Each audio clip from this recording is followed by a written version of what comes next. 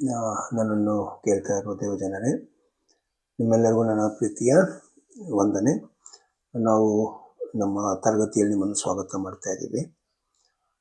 ಇಷ್ಟು ದಿವಸ ನಾವು ಮಾಡಿರೋ ಪಾಠ, ದೇವರು ಯಾವ ಥರ ಅಬ್ರಾಮನ್ನು ಈ ಭೂಮಿಯಿಂದ ಬೇರೆ ಮಾಡಿ ಮತ್ತು ಅಬ್ರಾಮ್ ಮುಖಾಂತರ ಒಂದು ದೊಡ್ಡ ಜನಾಂಗವನ್ನು 430 ವರ್ಷದಲ್ಲಿ ಐಗುಪ್ತಲ್ಲಿ ಇವರನ್ನು ದೇಶವಾಗಿ ಮಾಡಿ, ಇವರು ಅಬ್ರಾಮಲ್ಲಿ ಒಡಂಬಡಿಕೆ ಆಗಿರುವ ಜನರು.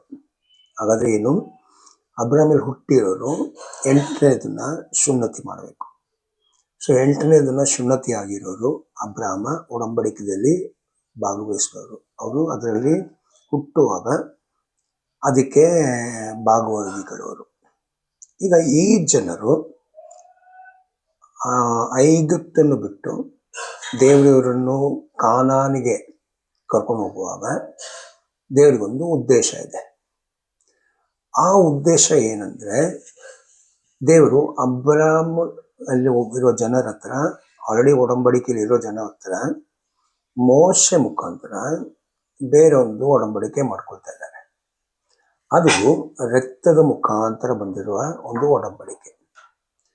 ಅದು ಸೀನಾಯಿ ಬೆಟ್ಟದಲ್ಲಿ ಪ್ರಾರಂಭ ಆಗಿರೋದು. ಅಬ್ರಾಮ್ಗೆ ದೇವರು ಹೇಳಿರೋದು, ಅಬ್ರಾಮ್ ಹತ್ರ ಒಬ್ಬನೇ ಅಬ್ರಾಮ್ ಇರುವಾಗ ಮಾಡಿರೋದು. ಇದು ಮೋಶೆ ಮುಖಾಂತರ ಅಬ್ರಾಮ್ ಜನರ ಹತ್ರ ಒಂದು ಹೊಸ ಒಡಂಬಡಿಕೆ, ಆದರೆ ಒಂದು ಒಡಂಬಡಿಕೆ ಒಳಗೆ ಇನ್ನೊಂದು ಒಡಂಬಡಿಕೆ ಮಾಡ್ಕೊಳ್ತಾ ಇರೋದು. ಈ ಒಡಂಬಡಿಕೆ ಏನು?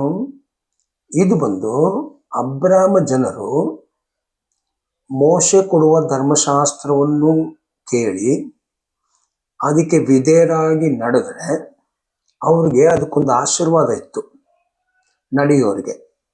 ಆ ಆಶೀರ್ವಾದ ಏನು? ಇನ್ನು ಭವಿಷ್ಯ ಕಾಲದಲ್ಲಿ ದೇವರು ಭೂಮಿಯನ್ನು ಸ್ವಂತ ಮಾಡುವ ಕಾಲದಲ್ಲಿ, ಈ ಒಂದು ಕಾಲದಲ್ಲಿ ಮೋಶೆ ಕಾಲದಲ್ಲಿರೋ ಜನರು ಯಾರ್ಯಾರು ಧರ್ಮಶಾಸ್ತ್ರ ವಿಧೇಯರಾಗಿ ನಡೀತಾರೆ ಅವರು ಪುನರುತ್ಥಾನದಲ್ಲಿ, ಕಾರಣ ಅವರು ಸತ್ತೋಗಿರ್ತಾರೆ, ಅವರು ಪುನರುತ್ಥಾನದಲ್ಲಿ ಅವ್ರು ಏನಾಗ್ಬೋದು? ಒಂದು ಸ್ವಕೀಯ ಜನ ಮತ್ತು ಅದರಲ್ಲೇ ರಾಯಲ್ ಅರಸರ ಜನರು ಮತ್ತು ಯಾಜಕರ ತರ ಜನ ಆಗ್ತಾರಂತ ದೇವರು ಮೋಶೆ ಮುಖಾಂತರ ಇಸ್ರೇಲ್ ಜನರ ಹತ್ರ ಮಾಡಿರೋ ಒಡಂಬಡಿಕೆ ಇದು. ಇವಾಗ ನಾವು ಹೋದ್ಸಲ ನೋಡಿರೋದು, ಈ ಒಡಂಬಡಿಕೆ ಮಾಡಿ ಬರೀ 40ನೇ ದಿನಕ್ಕೆ ಇವ್ರಿಗೆ ಹೇಳಿರೋ ಪ್ರಕಾರ ನಡೆಯೋಕ್ಕಾಗಿಲ್ಲ. ಇವ್ರಿಗೆ ಒಂದು ರಕ್ಷಣೆ ಬರಬೇಕಾಗಿತ್ತು. ಆಗ ನಾವು ರಕ್ಷಣೆ ಪಾಠ ಮಾಡುವಾಗ ಈ ಶತ್ರುವಿಂದ ಸ್ವತಂತ್ರ ಆಗಬೇಕು. ಹಾಗಾದರೆ ಇವರು ದೇವರಿಗೆ ಒಂದು ಸೌಖ್ಯ ಜನ ಆಗಬಾರ್ದು ಮತ್ತು ಇವರು ಕಾನಾನಿಗೆ ಹೋಗಿ ಸೇರಬಾರ್ದು ಅಂತೆಲ್ಲ ತೀರ್ಮಾನ ಮಾಡುವ ಶತ್ರು ಯಾರು? ಖಂಡಿತ ಶತ್ರು ದೇವರ ಶತ್ರುನೇ ಇವ್ರಿಗೂ ಶತ್ರು ಆಗ್ತಾರೆ. ಯಾಕಂದ್ರೆ ದೇವರಿಗೂ ಗೆಲ್ಲಬಾರದು, ದೇವರ ಮಾತುಗಳು ನೆರವೇರಬಾರದು, ದೇವರಿಗೆ ಯಾರು ವಿರೋಧವಾಗಿದ್ದಾರೆ ಅದು ಖಂಡಿತ ದೇವ್ರ ಪರಲೋಕದಲ್ಲಿರುವಾಗ ಪರಲೋಕದಲ್ಲಿ ದೇವ್ರಿಗೂ ವಿರೋಧಿಗಳಿದ್ದಾರೆ. ಸೊ ಈ ವಿರೋಧಿಗಳು ಅವರು ಹೇಗಾದರೂ ದೇವರ ಚಿತ್ತ ದೇವರು ಆರ್ದುಕೊಂಡಿರೋ ಜನರ ಮುಖಾಂತರ ನೆರವೇರಿಸ್ಬೇಕಂತ. ಆದರೆ ದೇವರಿಗೂ ವಿರೋಧಿಗೆ ಡೈರೆಕ್ಟ್ ಆಗಿ ಏನು ಯುದ್ಧ ಇಲ್ಲ. ಆ ಜಗಳ ನಡೀತಾ ಇರೋದು ದೇವರಿಗೂ ವಿರೋಧಿಗಾದ್ರೆ ದೇವರು ವಿರೋಧಿ ಆಗ್ಬಿಟ್ಟು ಡೈರೆಕ್ಟ್ ಆಗ್ಬಿಟ್ರೆ ದೇವ್ರು ಗೆದ್ದು ಬಿಡ್ತಾರೆ. ಆದರೆ ಇಲ್ಲಿ ಬಂದಿರೋದು ದೇವರು ಮತ್ತು ದೇವರ ಜನರು. ಹಾಗಾದ್ರೆ ದೇವರು ತನ್ನ ಜನ ಮುಖಾಂತರ ಏನೋ ಒಂದು ಮಾಡಿ ದೇವ್ರು ಗೆಲ್ಬೇಕಂತ ಒಂದು ಚಿತ್ತ ಮಾಡ್ಕೊಂಡಿದ್ದಾರೆ, ಒಂದು ಪ್ಲಾನ್, ದಿವ್ಯ ಯೋಜನೆ ಮಾಡ್ಕೊಂಡಿದ್ದಾರೆ. ಹಾಗಾದ್ರೆ ಆ ಯೋಜನೆಯಲ್ಲಿ ಅಲ್ಲಿ ಹೇಳಿರೋದು ಏನು ನಡೆದಿಲ್ಲ ಅಂದರೆ ದೇವರು ಸೋತು ಹೋಗ್ತಾರೆ. ಆಮೇಲೆ ದೇವರು ತನ್ನ ವಿರೋಧಿ ಮುಂದೆ ತಲೆ ಬಗ್ಬೇಕಾಗೋ ಥರ ಆಗ್ಬಿಡ್ತದೆ. ಅದಕ್ಕೆ ಇದು ವಿರೋಧಿಗಳಿಗೂ ಚೆನ್ನಾಗಿ ಗೊತ್ತು. ಈ ವಿರೋಧಿಗಳು ಪರಲೋಕದಲ್ಲಿರೋರು, ಆಕಾಶ ಮಂಡಲದಲ್ಲಿರೋರು. ಆಗ ಇವ್ರೇನ್ ಮಾಡ್ತಾರೆ? ದೇವ್ರ ಜನ ನಡಿಬಾರದಂತ ಮನುಷ್ಯರಲ್ಲಿರುವ ಅಬ್ರಾಮ್ ಜನ ಮಿಕ್ಕಿದವರು, ಅಬ್ರಾಮ್ ಮೇಲೆ ಹುಟ್ಟಿದವರು, ಅವ್ರನ್ನ ಇಟ್ಕೊಂಡು ಅದಕ್ಕೆ ಅವರು ಅನ್ಯ ಜನರು. ಹಾಗಾದ್ರೆ ಅನ್ಯ ಜನರು ಅಂದ್ರೆ ಏನು? ಈ ಒಡಂಬಡಿಕೆಗೆ ಸೇರಿದವರು. ಆ ಜನರನ್ನು ಇಟ್ಕೊಂಡು ಹೇಗಾದ್ರೂ ದೇವರ ಈ ಚಿತ್ತ ನಾವು ನೆರವೇರಕ್ಕೆ ಬಿಡಬಾರದು ಅಂತ ಅನ್ಯ ಜನರನ್ನು ಉಪಯೋಗ ಮಾಡ್ಕೊಳ್ತಾರೆ. ಅದಕ್ಕೆ ಬೈಬಲಲ್ಲಿ ಹೇಳೋದು ಅವಿದ್ಯೆಯರೊಳಗೆ ಕೆಲಸ ಮಾಡುವ ಈ ಲೋಕದ ಶಕ್ತಿ. ಸೊ ವಿಧೇಯರೊಳಗೆ ಯಾರ ಶಕ್ತಿ ಇರುತ್ತದೆ? ದೇವರ ಮಾತು ನಂಬಿ ನಡೆಯುವಾಗ ದೇವರ ಶಕ್ತಿ ಇರ್ತದೆ. ಅವಿದ್ಯರೊಳಗೆ ಅವಿದ್ಯರಿಗೂ ಅವರ ದೇವರ ಶಕ್ತಿ ಅವರೊಳಗೆ ಇರ್ತದೆ. ಇಲ್ಲಿ ಜಗಳ ಏನು? ದೇವ್ರ ಜನ ಸತ್ಯದಲ್ಲಿ ನಡಿಬಾರದು. ಉಪಯೋಗ ಮಾಡೋದು ಯಾರನ್ನು? ಮನುಷ್ಯರನ್ನು. ಕಾರಣ ನಾವು ಮನುಷ್ಯರಾಗಿರೋದಕ್ಕೆ ಮನುಷ್ಯರನ್ನ ಇಟ್ಕೊಂಡೆ. ಅದಕ್ಕೆ ಪೌಲು ಹೇಳಿರೋದು, ನಾವು ಮಾಂಸದಲ್ಲಿ ಇದ್ರೂ ನಾವು ಮಾಂಸ ರಕ್ತ ಜೊತೆ ನಮ್ಮ ಹೋರಾಟ ಇಲ್ಲ.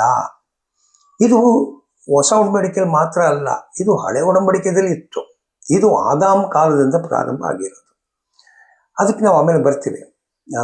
ಇವಾಗ ನಾವು ತಿಳ್ಕೊಳ್ತಾ ಇರೋದು ಮೆಸ್ಸಿಯಿಂದ ಮೋಶೆಯಿಂದ ಯಶ್ವ ತನಕ ಇರುವ ನಮ್ದೇ ನಮ್ಮ ಪಾಠ ಬೈಬಲ್ ಸ್ಟಡಿಯಿಂದ ನಾವು ಸ್ಟಾರ್ಟ್ ಮಾಡಿರೋದು. ಅದಕ್ಕೆ ಅದು ನಾವು ಕ್ಲಿಯರ್ ಮಾಡಬೇಕು, ಅದನ್ನು ಕ್ಲಾರಿಟಿ ಮಾಡಬೇಕು ದೇವರ ಉದ್ದೇಶ ಏನಂತ. ಆವಾಗ ಯಶ್ವ ಈ ಭೂಮಿಯಲ್ಲಿ ಬಂದ ಮೇಲೆ ಇಸ್ರೇಲ್ಗೆ ಏನು ರಕ್ಷಣೆ ಬರಬೇಕಾಗಿತ್ತು, ಯಾವ ಶತ್ರು ಕಡೆಯಿಂದ ರಕ್ಷಣೆ ಬರಬೇಕಾಗಿತ್ತು, ಅದು ಇಸ್ರೇಲ್ ಮಾಡಿಲ್ಲ. ಅದಕ್ಕೆ ದೇವರು ತನ್ನ ಭಕ್ತನನ್ನು ಕಳಿಸಿ ಇದು ಇಸ್ರೇಲ್ಗಾಗಿ ಮಾಡಿಕೊಟ್ರು. ಅದೇ ನಮ್ಮ ಯೇಷುವ ಮೆಸ್ಸಿಯ ಅಂತ ಇರೋರು. ಅವ್ರು ಬಂದು ಈ ಇಸ್ರೇಲ್ ಜನರಿಗೆ ರಕ್ಷಣೆ ಕೊಟ್ರು. ಹಾಗಾದ್ರೆ ಇಸ್ರೇಲ್ ಜನರಿಗೆ ಏನು ರಕ್ಷಣೆ ಬರಬೇಕಾಗಿತ್ತು, ಆ ರಕ್ಷಣೆ ಅದು ಇಸ್ರೇಲ್ ಜನರಿಗೇ ಸಿಕ್ಬೇಕು. ಅದರಲ್ಲಿ ಬೇರೆ ಅನ್ಯ ಜನರು ಯಾರು ಸೇರಲ್ಲ ಅದರಲ್ಲಿ ಯಶ್ವ ತನಕ. ಈಗ ಯಶ್ವ ಬಂದ್ಮೇಲೆ ಏನಾಯ್ತು? ಸುವಾರ್ತೆ ಸಾರಿದ್ರು. ಆ ಸುವಾರ್ತೆನೇ ಹೊಸ ಒಡಂಬಡಿಕೆ. ಸೊ ಹೊಸ ಒಡಂಬಡಿಕೆ ಬರೆದಿರೋದ್ರಲ್ಲಿ ಏನ್ ಕರೆಕ್ಟ್ ಆಗಿ ಚಿತ್ತ ಅಂತ ನಾವು ತಿಳ್ಕೊಳ್ಬೇಕು. ಆಮೇಲೆ ನಾವೀಗ ಕ್ರೈಸ್ತರಾಗಿರೋದಕ್ಕೆ ಉದ್ದೇಶ ಏನಂತನೂ ನಾವು ತಿಳ್ಕೊಳ್ಬೇಕು. ಕಾರಣ ದೇವರ ಚಿತ್ತ ಕಾಲದಲ್ಲಿ ದೇವರು ಬದಲಾಯಿಸಿಕೊಂಡು ಪರಿವರ್ತನ ಅದನ್ನು ಬೆಟರ್ ಮಾಡ್ಕೊಂಡು ಬರ್ತಾರೆ. ಅಬ್ರಾಮಿಂದ ಬೆಟರ್ ಆಗಿ ಮಾಡಿರೋದು, ಅಬ್ರಾಮಿಂದ ಇನ್ನೂ ಒಳ್ಳೇದು ಮಾಡಿರೋದು ಮೋಶೆಯಲ್ಲಿ. ಇನ್ನು ಮೋಶೆಯಲ್ಲಿ ಬಂದಿರೋರಿಗೆ ಅದನ್ನು ಇನ್ನೂ ಒಳ್ಳೇದು ಮಾಡಬೇಕು, ಯಾರೊಬ್ಬರನ್ನು ಮಧ್ಯದಲ್ಲಿ ಕರ್ಕೊಂಡು ಬರ್ತಾರೆ. ಅದು ನಾವು ನೋಡೋಣ. ಈಗ ಅವ್ರು ಬಂದ ಮೇಲೆ ಇನ್ನೂ ಅದನ್ನು ಶ್ರೇಷ್ಠವಾಗಿ ಮಾಡೋದಕ್ಕೇನೆ ದೇವ್ರು ತನ್ನ ಮಗನನ್ನು ಕಳಿಸ್ಕೊಟ್ರು. ಇದು ನಿಮಗೆ ನಾನು ಹೇಳ್ತಾ ಇಲ್ಲ, ಇದು ನಾವು ಅಪೊಸ್ತಲರ ಕೃತಿ 13 ಏನಿದೆ, ಈ ಇಸ್ರೇಲ್ ಜನರು, ನಾವು ಸ್ವಲ್ಪ ವಾಕ್ಯವೇ ನಾವು ಓದು ಈ ಅಂಡರ್ಸ್ಟ್ಯಾಂಡಿಂಗ್ ಮಾಡ್ಕೊಳ್ಳೋಣ. ಅಪೊಸ್ತಲರ ಕೃತಿ 13:15 ವಾಕ್ಯ. ಧರ್ಮಶಾಸ್ತ್ರವು ಪ್ರವಾದಿಗಳ ಗ್ರಂಥವು ಇವುಗಳ ಪಾರಾಯಣವಾದ ಮೇಲೆ ಸಭಾಮಂದಿರದ ಯಜಮಾನರು, ಸಹೋದರರೇ, ಜನರಿಗೆ ಹೇಳತಕ್ಕ ಬುದ್ಧಿ ಮಾತೇನಾದರೂ ನಿಮಗಿದ್ದರೆ ಹೇಳಿರಿ. ಓಕೆ, ಈಗ ನೋಡಿ, ಇದು ಜಪ ಆಲಯದಲ್ಲಿ. ಹಾಗಾದ್ರೆ ಜಪ ಆಲಯದಲ್ಲಿ ಎಲ್ಲರೂ ಹೋಗಕ್ಕಾಗಲ್ಲ.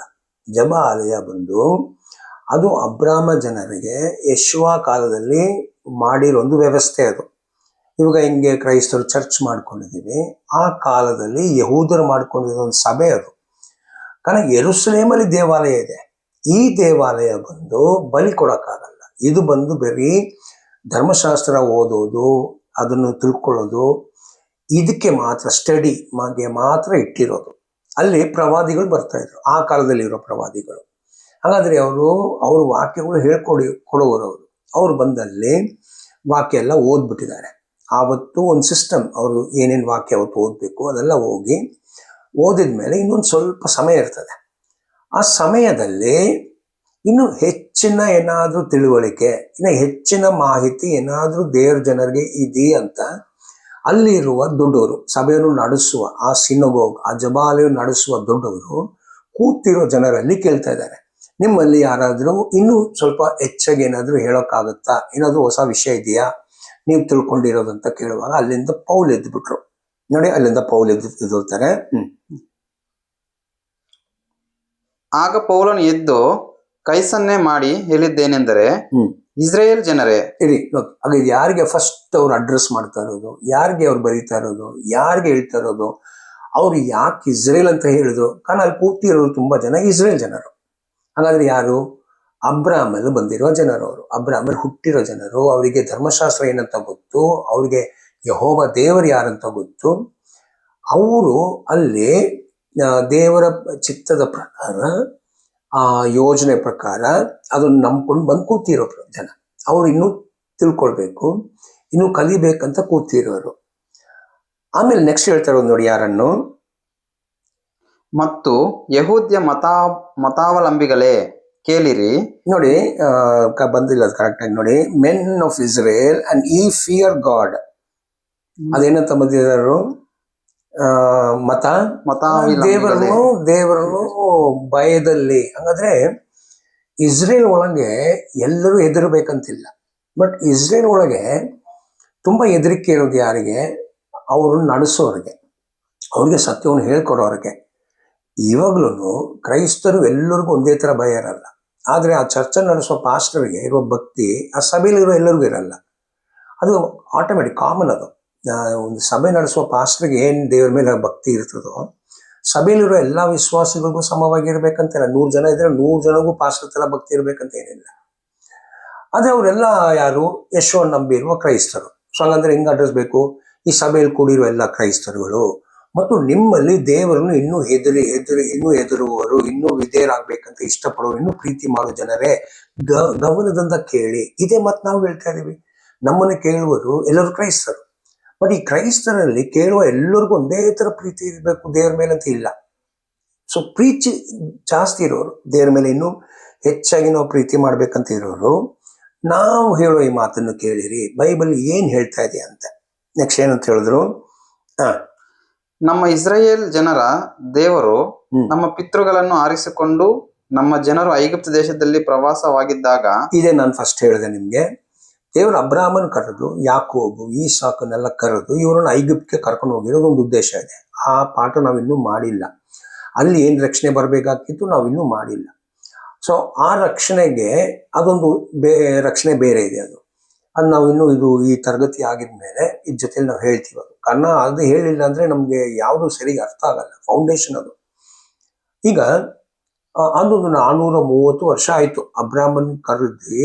ಅದು ನೀವು ಗಲಾತ್ಯ 3 ಓದುವ ಕ್ಲೀನ್ ಆಗಿ ಪೌಲ್ ಹೇಳ್ತಿದ್ದಾರೆ. ಅವರು ದೇವರು ಅಬ್ರಾಹ್ಮನ್ ಕರೆದು ಬಿಟ್ಟು 430 ವರ್ಷ ನಂತರ ಅವರಿಗೆ ಧರ್ಮಶಾಸ್ತ್ರವನ್ನು ಕೊಟ್ಟರು. ಅದು ಮೋಶೆ ಕಾಲ. ಅದನ್ನೇ ಈಗ ಪೌಲ್ ಹೇಳ್ತಾ ಇರೋದ್ರಲ್ಲಿ, ದೇವರು ಇವ್ರನ್ನ ಐಗಿಪ್ತ ಕರ್ಕೊಂಡು ಬಂತು. ಆಮೇಲೆ ನೋಡಿ, ಒಂದು ಸುಮಾರು 40 ವರ್ಷ ನೋಡಿ. ಆತನು ಸುಮಾರು 40 ವರ್ಷಗಳವರೆಗೂ ಅಡವಿಯಲ್ಲಿ ಅವರನ್ನು ಇವರಿಗೆ ಧರ್ಮಶಾಸ್ತ್ರ ಕೊಟ್ಬಿಟ್ರು. ಇದೇ ಪೌಲ್ ಗಲಾತ್ಯದ ಸಮಯ ಬರೆದು ಬಿಟ್ರು ಇಲ್ಲಿ 430 ವರ್ಷ ಅಂತ. ಹಾಗಾದ್ರೆ ನಾವು ಇದನ್ನು 2 ಜೋಡಿಸಿ ಈಗ ಏನಾಗ್ತದೆ? ದೇವರು ಇವರನ್ನು ಕರೆದು 430 ವರ್ಷ ನಂತರ ಮೋಶೆಗೆ ಧರ್ಮಶಾಸ್ತ್ರ ಸಿಕ್ತು. ಮೋಶೆ ಅದು ಇಸ್ರೇಲ್ ಜನರಿಗೆ ಕೊಟ್ಬಿಟ್ರು. ಈಗ ಈ ಧರ್ಮಶಾಸ್ತ್ರದಲ್ಲಿ ಇವ್ರು ಏನಕ್ಕೆ 40 ವರ್ಷ ನಡೆದ್ರು ಅಂತ ನಮ್ಗೆ ಗೊತ್ತಾಯ್ತು. ಆಕ್ಚುಲಿ ಈ ಧರ್ಮಶಾಸ್ತ್ರ ಸಿಕ್ಕಿರೋರು ಅವ್ರು ದೇವ್ರ ಮಾತು ಆವತ್ತು ಆ ಬಸವನ್ನು ಮಾಡಿಲ್ಲ ಅಂದ್ರೆ ಮ್ಯಾಕ್ಸಿಮಮ್ 11 ದಿವಸದಲ್ಲಿ ನಡ್ಕೊಂಡು ಕಾನಾನ್ ಸೇರ್ಬೋದು. ಒಂದು ವ್ಯಕ್ತಿ ಒಬ್ಬರೇ ನಡೆದ್ರೆ ಬೇಗ ನಡಿಬೋದು. ಇವರೆಲ್ಲ ಗುಂಪಾಗಿ ಒಂದು 11 ದಿವಸದಲ್ಲಿ ಸೇರ್ಬೋದು, ಅಷ್ಟೇ ಪ್ರಯಾಣ ಇದೆ ಅಲ್ಲಿ. ಆದ್ರೆ ಇವರನ್ನು ದೇವರು, ಇದು ಮೋಶೆ ಧರ್ಮಶಾಸ್ತ್ರದಲ್ಲಿ ಬರೀತಾ ಇರೋದು ಬರೀ 11 ದಿವಸ ಅಂತ, ಬರೀ 11 ದಿವಸ ನಾವು ಸೇರಿರ್ಬೋದು ಅಂತ ಮೋಶೆನೇ ಹೇಳ್ತಾ ಇರೋದು. ಆ ಜಾಗದಲ್ಲಿ ದೇವರು ನಮ್ಮನ್ನು 40 ವರ್ಷ ಇಲ್ಲೇ ಸುತ್ತಾಡ್ಬಿಟ್ರು. ಏನಕ್ಕೆ? ನಾವು ಒಳ್ಳೆ ನೋಡಿದೀವಿ ಏನಂದ್ರೆ ದೇವ್ ಚಿತ್ತದಲ್ಲಿ ನಡೀಲಿಲ್ಲ. ಅದಕ್ಕೆ ದೇವರು ಹೇಳಿದ್ರು, ಯಾರು ಇವಾಗ ಅವಿಧರಾದ್ರು, ಈ ಅವಿಧರು ಯಾರು ಒಬ್ರು ಸೇರಲ್ಲ, ಇದೇ ಅರಣ್ಯದಲ್ಲಿ ಸಾಯ್ಬೇಕು ಅವರು. ಮತ್ತು ಈ ಜಾಗದಲ್ಲಿ ನಾನು ಹೊಸ ಜನಾಂಗವನ್ನು ಮಾಡಿ ಅವರನ್ನು ಕರ್ಕೊಂಡು ಹೋಗ್ತೇನೆ. ಆಗ ನೆಕ್ಸ್ಟ್ ಓದಿ. ಈಗ ಕಾನಾನ್ ದೇಶದಲ್ಲಿದ್ದ ಅನ್ಯ ಜನಗಳ 7 ರಾಜ್ಯಗಳನ್ನು ನಿರ್ಮೂಲ ಮಾಡಿ. ಹಾಗಾದ್ರೆ ಏನು? ದೇವರು ಅವ್ರನ್ನು ಕಾನಾನ್ ಕರ್ಕೊಂಡು ಹೋಗುವಾಗ ಇವ್ರಕ್ಕಿಂತ ಬಲವಾಗಿರುವ 7 ದೇಶ ಜನ ಕಾನಾನ್ ಒಳಗೇನೆ ಇದ್ರು. ಅದು ಒಂದೊಂದಾಗಿ ಡೀಟೇಲ್ ನಾವು ಇನ್ನೂ ಆಮೇಲೆ ಮಾಡ್ತೀವಿ. ಇದು ನಾವು ಲಾಸ್ಟ್ ಟೈಮ್ ಹೇಳಿದೀವಿ ನಿಮ್ಗೆ. ಏನದು? ಇವ್ರನ್ನ ಓಡಿಸೋಕೆನೆ ದೇವರೊಂದು ದೂತನ್ನು ಕಳಿಸ್ಕೊಟ್ರು ಜೊತೆಯಲ್ಲಿ. 7 ರಾಜ್ಯವನ್ನು 7 ರಾಜ್ಯನ ಸೋಲಿಸಿ ಅಲ್ಲಿರೋ ಜನರನ್ನೆಲ್ಲ ಓಡಿಸಿ ಪ್ರತಿಯೊಂದು ಮಾಡಿ ಕೇಳ್ಬೇಕು ಇವ್ರು ದೇವ್ರದು. ಹಾಗಾಗಿ ಈ ಯುದ್ಧ ಎಲ್ಲ ಆಗಿ ಭಾಗ ಮಾಡಿ ಕೊಟ್ಬಿಟ್ರಂತೆ. ಭಾಗ ಮಾಡಿ ಕೊಟ್ಬಿಟ್ರು, ಅರ್ಥ ಮಾಡ್ಕೊಳ್ಳಿ. ಭಾಗ ಮಾಡಿ ಅದು ಮಾಡಿಕೊಟ್ಟಿರೋದು ಯಾರು? ಯೋಶುವ. ಸೊ ಯೋಶುವ ಮಾಡಿ ಕೊಟ್ಟಿದ್ಮೇಲೆ ನಾವು ನ್ಯಾಯಸ್ಥಾಪಕ ಬುಕ್ಕಲ್ಲಿ ಓದುವಾಗ ಯೋಶುವ ಇರುವ ಕಾಲವೆಲ್ಲ ಜನರು ದೇವರಿಗೆ ವಿಧೇಯರಾಗಿ ನಡೆದರಂತೆ. ಮತ್ತು ಆ 40 ವರ್ಷದಲ್ಲಿ ಹುಟ್ಟಿದ ಮಕ್ಕಳು ಅವ್ರೂ ಯೋಶುವ ಕಾಲ ಮುಗಿಯೋ ತನಕ ಅವ್ರನ್ನು ಒಳ್ಳೇದಾಗಿ ನಡೆದ್ರಂತೆ. ಹಂಗಾದ್ರೆ ಆ ಕಾಲದಲ್ಲಿ ದೇವರು ಸ್ವಲ್ಪ ಜನರನ್ನು ಓಡಿಸ್ಬಿಟ್ರು. ಆಮೇಲೆ ಯೋಶ್ವ ತೀರೋಗ್ಬಿಟ್ರು. ಯೋಶ್ವ ತೀರೋಗುವಾಗ ಇಸ್ರೇಲ್ ಜನ ಮಾತು ಕೇಳ್ತಾ ಇಲ್ಲ. ಇಸ್ರೇಲ್ ಜನ ದೇವ್ರ ಮಾತು ಕೇಳ್ತಾ ಇಲ್ಲ, ಅವಿಧೇಯರಾಗ್ಬಿಟ್ರು. ಆಗ ಅಲ್ಲಿ ಜೊತೆಲಿರೋ ದೂತ ಹೇಳ್ಬಿಟ್ರು, ಇನ್ನು ನಾನು ನಿಮ್ಮ ಜೊತೆಲಿ ಇರಲ್ಲ, ನೀವು ನನ್ನ ಮಾತು ಕೇಳಲಿಲ್ಲ, ನಿಮ್ಮನ್ನು ಬಿಟ್ಟು ನಾನು ಹೋಗ್ತಾ ಇದ್ದೀನಿ ಅಂತ ಹೋಗ್ಬಿಟ್ರು. ಈಗ ದೂತ ಹೋಗ್ಬಿಟ್ರು ದೇವ್ರ ಹತ್ರ ಹೋಗಿ ಹೇಳ್ಬಿಟ್ರು, ದೇವ್ರೆ ನಾನು ಇವ್ರನ್ನ ನಡ್ಸೋಕ್ಕಾಗಲ್ಲ, ನನ್ನ ಮಾತು ಇವರು ಅವಿಧೇಯರಾಗ್ತಾರೆ, ಕೇಳ್ತಾರೆ, ನನಗಾಗಲ್ಲ ಅಂತ. ಅದೇ ಹೋಗಿರೋ ಅರ್ಥ ಅದು. ಬಟ್ ದೇವ್ರಿಗೂ ತನ್ನ ಜನರಿಗೆ ಬಂಧನ ಇನ್ನೂ ಮುಗ್ದಿಲ್ಲ, ಅದು ನಾವು ಕಲಿಬೇಕೀಗ. ಅದನ್ನ ಈಗ ಪೌಲ್ ಹೇಳ್ತಾರೆ, ದೇವ್ರು ಬಿಟ್ಟಿಲ್ಲ, ಕರ್ಕೊಂಡು ಬಂದಿರೋ ಅಬ್ರಾಮ ದೇವರು ಅವ್ರನ್ನು ಬಿಟ್ಟಿಲ್ಲ. ಅವರಿಗೆ ಬಾಧ್ಯವಾಗಿ ಹಂಚಿಕೊಟ್ಟನು. ಇಷ್ಟರೊಳಗೆ ಸುಮಾರು 450 ವರ್ಷಗಳು ಗತಿಸಿದವು. ನೋಡಿದ್ರೆ ಅದೇನು ಇನ್ನೊಂದು ಕಾಲ ಬರೆದ್ಬಿಟ್ರು. ಇಷ್ಟರೊಳಗೆ ಇದೆಲ್ಲ ದೇವ್ರು ಏನೋ ಒಂದು ಮಾಡ್ತಾ ಇದ್ದಾರೆ, ಅಷ್ಟರೊಳಗೆ 450 ವರ್ಷ. ಈಗ 450 ವರ್ಷದಲ್ಲಿ ಏನಾಯ್ತು ಅಂತ ಹೇಳ್ತಾ ಇದ್ದಾರೆ. ಓಕೆ, ಎಲ್ಲಿಂದ ಈ ಪೂರ್ತಿ 430 ವರ್ಷ ಆಗಿದ್ಮೇಲೆ ದೇವ್ರಿಗೆ ಇನ್ನೊಂದು ಸಿಗ್ತಾ ಇದೆ. ಅದಕ್ಕೆ 450 ವರ್ಷ ತಗೊಂಡ್ರು. ಈ ಕ್ರಾನಾಲಜಿಯನ್ನು ಯಾವ್ಯಾವ ರೀತಿಯಲ್ಲಿ ಜನ ಹೇಳ್ಕೊಳ್ತಾರೆ. ನಾವು ಇದನ್ನು ಕರೆಕ್ಟಾಗಿ ಓದಿದ್ರೆ ನಾವು ಮೈಂಡಲ್ಲಿ ಹಿಂಗಿರ್ಬೇಕಂತ ಇಟ್ಕೊಂಡು ಏನು ಕಲಿಬಾರ್ದು. ಅಲ್ಲಿ ಏನಿದೆ ಅದನ್ನು ಕಂಪೇರ್ ಮಾಡಿ ಬೈಬಲ್ ಒಳಗೆ ನಾವು ಕಲಿಬೇಕು. ಇದಕ್ಕೆ ತುಂಬಾ ಕಂಪ್ಯಾರಿಸನ್ಗಳಿದೆ. ಓಕೆ, ನಾವು ಅದು ಹೇಳ್ತೀವಿ ಇನ್ನು ಮುಂದೆ. ತರುವಾಯ ಅವರು ತಮಗೆ ಅರಸನು ಬೇಕೆಂದು ಕೇಳಿಕೊಳ್ಳಲು ನಾವು ಎಲ್ಲಿ ಬಂದ್ಬಿಟ್ರು, ಸೌಲ್ ಕಾಲ ಬಂದ್ಬಿಟ್ರು. ಇದಾದ ಮೇಲೆ ಪ್ರವಾದಿಯಾದ ಸಮುವೇಲನ ಕಾಲದವರೆಗೆ ನ್ಯಾಯಾಧಿಪತಿಗಳನ್ನು ಕೊಟ್ರು. ಹಾಗಾದ್ರೆ ನೋಡಿ ಏನಾಯ್ತು, ನ್ಯಾಯಾಧಿಪತಿಗಳು ಕೊಟ್ರು. ಏನು ಇದಕ್ಕೆ ಈ 450 ವರ್ಷ ಕಾಲದಲ್ಲಿ ಈ ದೇವ್ರು ಯಾಕೆ ನಡ್ಸ್ಕೊಂಡು ಬಂದಿರೋದು ಅನ್ನೋ ನೋಡಿ. ಇವರು ಯಾರ ಮಾತು ಕೇಳಲಿಲ್ಲ, ಇವ್ರು ದೂತ ಮಾತು ಕೇಳಲಿಲ್ಲ. ಆಮೇಲೆ ಇವರಿಗೆ ಪ್ರವಾದಿಯನ್ನು ಕೊಟ್ರು. ಇವ್ರು ಪ್ರವಾದಿ ಮಾತು ಕೇಳಿದ್ರ, ಪ್ರವಾದಿ ಮಾತನ್ನ ಇವ್ರು ಕೇಳಲಿಲ್ಲ. ಅದಕ್ಕೆ ದೇವ್ರು ಏನ್ ಮಾಡಿದ್ರು, ಜನ ಆರಿಸಲ್ಬೇಕಂತ ಕೇಳಿದ್ರು. ದೇವ್ರು ಸೌಲನ್ನು ಕೊಟ್ರು. ಇವ್ರು ಸೌಲನ್ನು ಕೊಟ್ಟಿರೋ ಜನ ಕೇಳುವಾಗ, ಬಟ್ ದೇವ್ರ ಮೈಂಡಲ್ಲಿ ಒಂದು ಉದ್ದೇಶ ಇತ್ತು ನೋಡಿ. ಅದೇನಂತ, ತರುವಾಯ ಅವರು ತಮಗೆ ಅರಸನು ಬೇಕೆಂದು ಕೇಳಿಕೊಳ್ಳಲು ದೇವರು ಅವರಿಗೆ ಬೆನ್ಯಾಮೀನನ ಕುಲದ ಕಿಶಿಯನ ಮಗನಾದ ಸೌಲನನ್ನು ಕೊಟ್ಟನು. ಅವನು 40 ವರ್ಷ ಆಳಿದನು.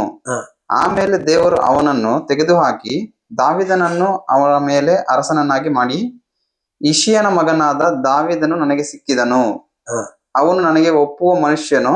ನೋಡಿ ಹಾಗಾದ್ರೆ ಏನು, ದೇವರು ಈ ಮೋಶೆ ಆಗಿದ್ಮೇಲೆ, ಯೋಶ್ವ ಹೋಗಿದ್ಮೇಲೆ ದೇವರಿಗೆ ಒಂದು ಅಭಿಪ್ರಾಯ ಇಲ್ಲ, ದೇವರಿಗೊಂದು ಪ್ಲಾನ್. ಏನದು, ಮೋಶೆ ತರ ಇಲ್ಲ ಯೋಶ್ವ ತರ ಇನ್ನೊಂದು ಭಕ್ತವನ್ನು ಕರ್ಕೊಂಡು ಬರ್ಬೇಕು. ಆ ಭಕ್ತ ನನಗೆ ಒಪ್ಪಿಗೆ ಆಗಿರ್ಬೇಕು, ನನಗೆ ಇಷ್ಟ ಆಗಿರ್ಬೇಕು ಆ ಭಕ್ತ. ಹಾಗಾದ್ರೆ ದೇವ್ರಿಗೆ ಆಲ್ರೆಡಿ ಒಂದು ಪ್ಲಾನ್ ಇದೆ. ಈ ಸಂತಾನದಲ್ಲಿ ದೇವ್ರು ನೋಡ್ತಾರೆ ಯಾಗ ದೇವ್ರು ಆಲ್ರೆಡಿ ಒಂದು ಪ್ಲಾನ್ ಇಟ್ಕೊಂಡಿದ್ದಾರೆ. ಆ ಪ್ಲಾನ್ ಪ್ರಕಾರ ಈ ದೇವರಿಗೆ ಮನಸ್ಸಿಗೆ ಒಪ್ಪಿಗೆ ಆಗಿರೋ ಅರಸ ಹುಟ್ಟುವ ತನಕ ಈ 450 ವರ್ಷದಲ್ಲಿ ದೇವರೇನು ಮ್ಯಾನೇಜ್ಮೆಂಟ್ ಮಾಡಿದ್ದಾರೆ. ಈ 450 ವರ್ಷದಲ್ಲಿ ಏನಾಯ್ತು, ಅವ್ರನ್ನ ನಡ್ಸ್ಕೊಂಡು ಬಂದ್ರು, ದೂತ ಹೋಗ್ಬಿಟ್ರು, ಮತ್ತು ಬೇರೆ ಬೇರೆ ನ್ಯಾಯಸ್ಥಾಪಕರು ಕೊಟ್ರು, ಆಮೇಲೆ ಪ್ರವಾದಿಗಳನ್ನು ಕೊಟ್ರು, ಆಮೇಲೆ ಒಂದು ಸೌಲನ್ನು ಕೊಟ್ರು. ಇದೆಲ್ಲ ಗ್ಯಾಪ್ ಫಿಲ್ ಮಾಡ್ತಾ ಇದ್ರು. ನಿಜವಾಗಿ ದೇವರಿಗೆ ಮನಸ್ಸಿಗೆ ಇಷ್ಟ ಆಗಿರೋ ವ್ಯಕ್ತಿ ಬರುವಾಗ ಅದು ದಾವಿದಂತ ಮೆಷಿಯ, ದಾವಿದಂತ ಅಭಿಷಕ್ತನು. ಮೆಷಿಯ ಅಂದ್ರೆ ಅಭಿಷಕ್ತನು. ಈಗ ಮೆಷಿಯ ಮುಖಾಂತರ ಏನ್ ಮಾಡ್ಬೇಕು, ಈ ದಾವಿದ್ ಮುಖಾಂತರ ದೇವರ ಚಿತ್ತ ಇಸ್ರೇಲ್ಗೆ ನೆರವೇರಿಸಿ ಇಸ್ರೇಲ್ಗೆ ಏನ್ ರಕ್ಷಣೆ ಕೊಡಬೇಕು ಆ ರಕ್ಷಣೆ ಕೊಡೋಕೆ ಒಂದು ಕಾಲ ಎಲ್ಲಿಂದ ಪ್ರಾರಂಭ ಆಗ್ತಾ ಇದೆ, ಈಗ ದಾವಿದಲ್ಲಿ. ಸೊ ದಾವಿದಿಂದ ಪೌಲ್ ಏನ್ ಹೇಳ್ತಿದೆ ನೋಡಿ ಡೈರೆಕ್ಟ್ ಆಗಿ, ಅವನ ಸಂತಾನದಿಂದ ದೇವರು ತನ್ನ ವಾಗ್ದಾನದ ಪ್ರಕಾರ ಇಸ್ರಾಯೇಲರಿಗೆ ಒಬ್ಬ ರಕ್ಷಕನನ್ನು ಹುಟ್ಟಿಸಿದ್ದಾನೆ. ನೋಡಿದ್ರ ಏನಾಯ್ತು, ಅದೇ ದೇವರ ಮಗನಾಗಿರುವ ಯೇಷುವ ಮೆಸಿಹ. ಸೊ ಮೋಶೆ ಬಂದಿರೋದಕ್ಕೆ ಬಂತು ಕರೆಕ್ಟ್ ಆಗಿ ನೋಡಿ. ದೇವರ ಅಬ್ರಾಮನ್ ಕರೆದು ಇವರೊಂದು ದೊಡ್ಡ ಜನಾಂಗವಾಗಿ ಮಾಡಿ ಮೋಶೆಗೆ ಒಂದು ಒಡಂಬಡಿಕೆ ಮಾಡುವಾಗ ಮೋಶೆ ಅದೇ ಒಡಂಬಡಿಕೆಯಲ್ಲಿ ಹೇಳಿದ್ರು, ನನ್ನ ಹಾಗೆ ಒಂದು ಪ್ರವಾದಿ ಬರುವ ತನಕ ನನ್ನ ಈ ಮಾತು ಕೇಳಿರಿ, ಆ ಪ್ರವಾದಿ ಬಂದ ಮೇಲೆ ನನ್ನ ಮಾತು ಬಿಟ್ಬಿಡಿ, ಆ ಪ್ರವಾದಿ ಏನ್ ಹೇಳ್ತಾರೋ ಅದನ್ನೇ ಕೇಳ್ಕೊಂಡು ನೀವು ನಡಿಬೇಕು. ಕಾರಣ ಆ ಪ್ರವಾದಿನೇ ನಿಮ್ಮನ್ನು ರಕ್ಷಣೆ ಕೊಡೋಕೆ ಬಂದಿರೋದು. ನಿಮ್ಮನ್ನು ಎಲ್ಲಿ ನಿಜವಾಗಿ ಸೇರಿಸ್ಬೇಕು ಆ ಜಾಗದಲ್ಲಿ ನಿಮ್ಮನ್ನು ಸೇರಿಸ್ತಾರೆ. ಎಲ್ಲ ಶತ್ರುವಿನ ನಿಮ್ಮನ್ನು ಸ್ವತಂತ್ರ ಮಾಡಿ ಅವ್ರು ಗುತ್ತೋದು, ಅವ್ರ ಶತ್ರುಗಳನ್ನೆಲ್ಲ ಸೋಲಿಸಿ ಅವ್ರು ನಿಮ್ಮನ್ನು ಸೇರಿಸ್ತಾರೆ.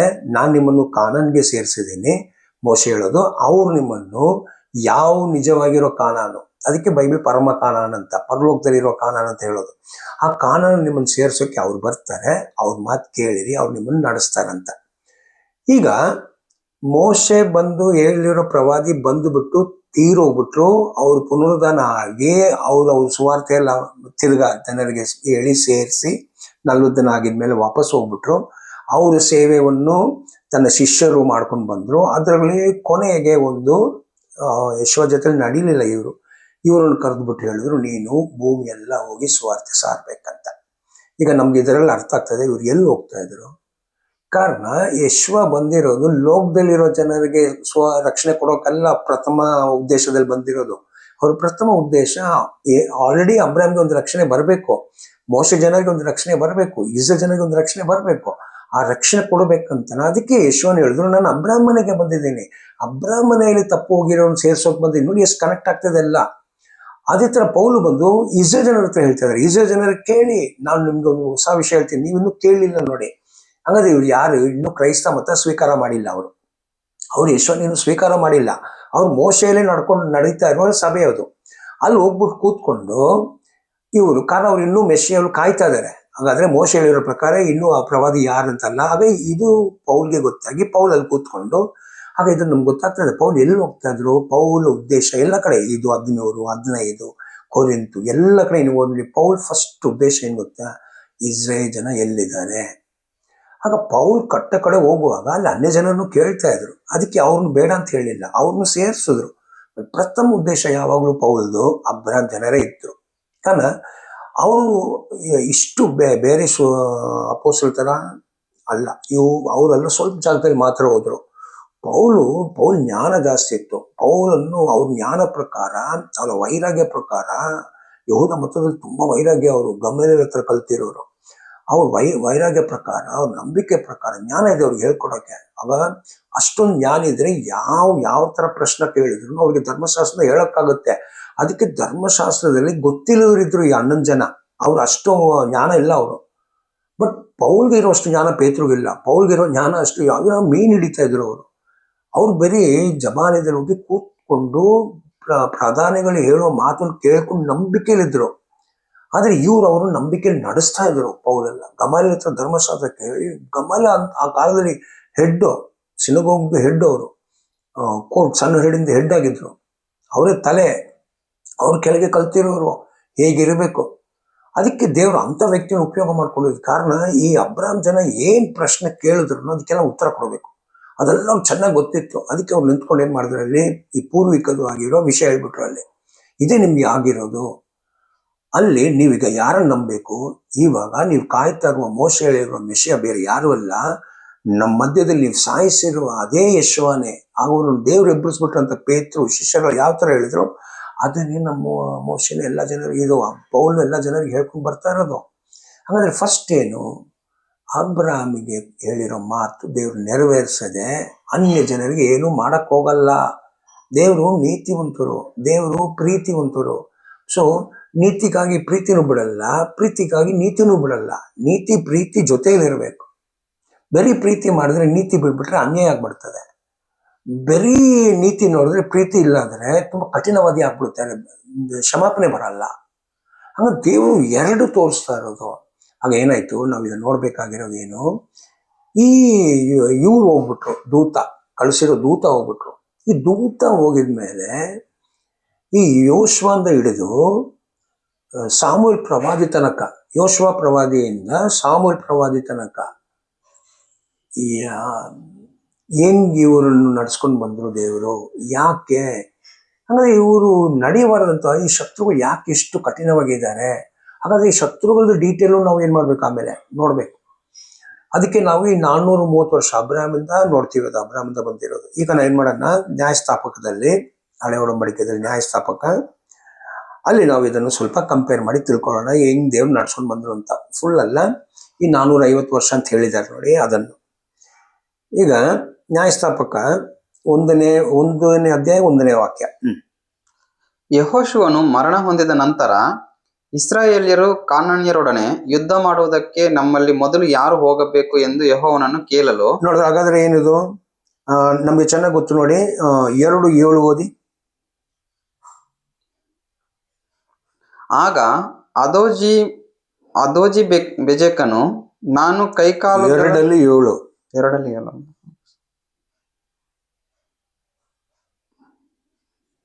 ಯೆಹೋಶುವನು ದಿನಗಳಲ್ಲಿಯೂ ಅವನ ಕಾಲದಿಂದ ಇನ್ನೂ ಜೀವಿಸುತ್ತಾ ಯೆಹೋವನು ಇಸ್ರಾಯೇಲರಿಗೋಸ್ಕರ ನಡೆಸಿದ ಮಹತ್ ಕಾರ್ಯಗಳಿಗೆ ಸಾಕ್ಷಿಗಳಾಗಿದ್ದು, ಹಿರಿಯರ ದಿನಗಳಲ್ಲಿಯೂ ಇಸ್ರಾಯೇಲ್ಯರು ಯೆಹೋವನನ್ನು ಸೇವಿಸುತ್ತಿದ್ದರು. ಹಾಗಾದ್ರೆ ಈ ಯೋಶುವ ಇರುವ ಕಾಲ ಅಲ್ಲ, ಮತ್ತು ಅವ್ರ ಜೊತೆಯಲ್ಲಿರುವ ಹಿರಿಯರುಗಳು ಇರುವ ಕಾಲವಲ್ಲ. ಇಸ್ರೇಲ್ ಜನ ಅವಿದ್ಯರು ಆಗಿಲ್ಲ, ದೇವ್ರ ಜೊತೆಲಿ ನಡೆದಿದ್ದಾರೆ. ಸೊ ಹಾಗಾದ್ರೆ ಏನಾಗಬೇಕು, ದೂತನ ಜೊತೆಲಿದ್ದಾರೆ. ಅದೇ ನಾವು ಅಪೊಸ್ತಲ ಕೃತ್ಯ 13 ಪೌಲ್ ಹೇಳಿರೋದೇನು, ಅಲ್ಲಿ 7 ದೇಶದಲ್ಲಿ ಇರೋ ಜನರನ್ನು ಓಡಿಸಿದಾರಂತ. ಸೊ ಹಾಗಾದ್ರೆ ಇದು ಮಾಡಿರೋದು ಯಾರು? ಈ ದೂತನೇ ಮಾಡಿರೋದು. 7 ಜನರನ್ನ ಓಡಿಸಿ ಇವ್ರನ್ನು ಸೇರಿಸಿ. ಈಗ ಏನಾಗಿದೆ, ಈ ಜನರಿಗೆ ಸುತ್ತೂರ ಶತ್ರುಗಳು ಮೇನ್ ಆಗಿರೋ ಕಿಂಗ್ಡಮ್ಗಳು ಇವ್ರನ್ನ ಓಡಿಸ್ಬಿಟ್ರು. ಆದ್ರೆ ಈ ಜನರೊಳಗೆ ಕೆಲವು ಚಿಕ್ಕ ಚಿಕ್ಕ ಪ್ರಾಂತ್ಯಗಳಿರ್ತದೆ, ಅದು ಅವಾಗ ಕಾಣಿಸಲ್ಲ. ಅದು ಈಗ ನೋಡಿ, ನಮ್ಮ ದೊಡ್ಡ ದೊಡ್ಡ ಅರಸರುಗಳಿದಾರಲ್ಲ, ಅವರೆಲ್ಲ ಇರುವಾಗ ಎಲ್ಲೋ ಒಂದು ಸಂಧಿಯಲ್ಲಿ ಒಂದು ಸ್ವಲ್ಪ ಜನ ಚಿಕ್ಕದಾಗಿ ಒಂದು ರಾಜ್ಯ ನಡೆಸ್ತಾ ಇರ್ತಾರೆ. ಅರಸ ಅದನ್ನು ಸುಮ್ಮನೆ ಬಿಟ್ಟಿರ್ತಾರೆ. ಕಾರಣ ಅರಸನಿಗೆ ಅದರಿಂದ ಏನು ಲಾಭನೂ ಇಲ್ಲ, ಏನು ನಷ್ಟನೂ ಇಲ್ಲ, ಇರ್ಲಿ ಅಂತ ಬಿಟ್ಬಿಡ್ತಾರೆ. ಅದು ಆ ಥರ ಪ್ರಾಂತಗಳು ಇರ್ತಾರೆ, ಅದ್ರ ಗೊತ್ತಾಗಲ್ಲ ನಮಗೆ ಅದು. ಈಗ ಇಸ್ರೇಲ್ ಬಂದು ಒಂದು ಕರ್ನಾಟಕ ಅಷ್ಟು ಇರೋ ಒಂದು ಕಿಂಗ್ಡಮ್. ಈಗ ಅದರಲ್ಲಿ ನೀವು ಫುಲ್ ಕರ್ನಾಟಕದಲ್ಲಿ, ಈಗ ನಾವು ಬೆಂಗಳೂರು ತಗೊಳ್ಳಿ, ಈ ಬೆಂಗಳೂರು ಒಳಗೆ ಇರುವ ಈ ಬೆಂಗಳೂರು ಒಂದು ಕಾಲದಲ್ಲಿ ಫುಲ್ ಕರ್ನಾಟಕದಲ್ಲಿ ಏನು, ಇವಾಗ ಇಷ್ಟು ಟಾಪ್ ಆಗಿರೋದಕ್ಕೆ ತಲೆನಗರ ಆಗಿದ್ದಕ್ಕೆ ಗೊತ್ತು. ಬಟ್ ಒಂದು ಕಾಲದಲ್ಲಿ ಕರ್ನಾಟಕದಲ್ಲಿ ವಿಜಯನಗರ ಎಲ್ಲ ರಾಜ್ಯವಾಗಿರುವಾಗ ಬೆಂಗಳೂರಲ್ಲಿ ಏನು ಇರಲಿಲ್ಲ ಅವಾಗ. ಅದಕ್ಕೆ ಅಲ್ಲಿಂದ ಅವರಿಂದ ಒಂದು ಕೆಂಪೇಗೌಡ ಬಂದಿರೋದು.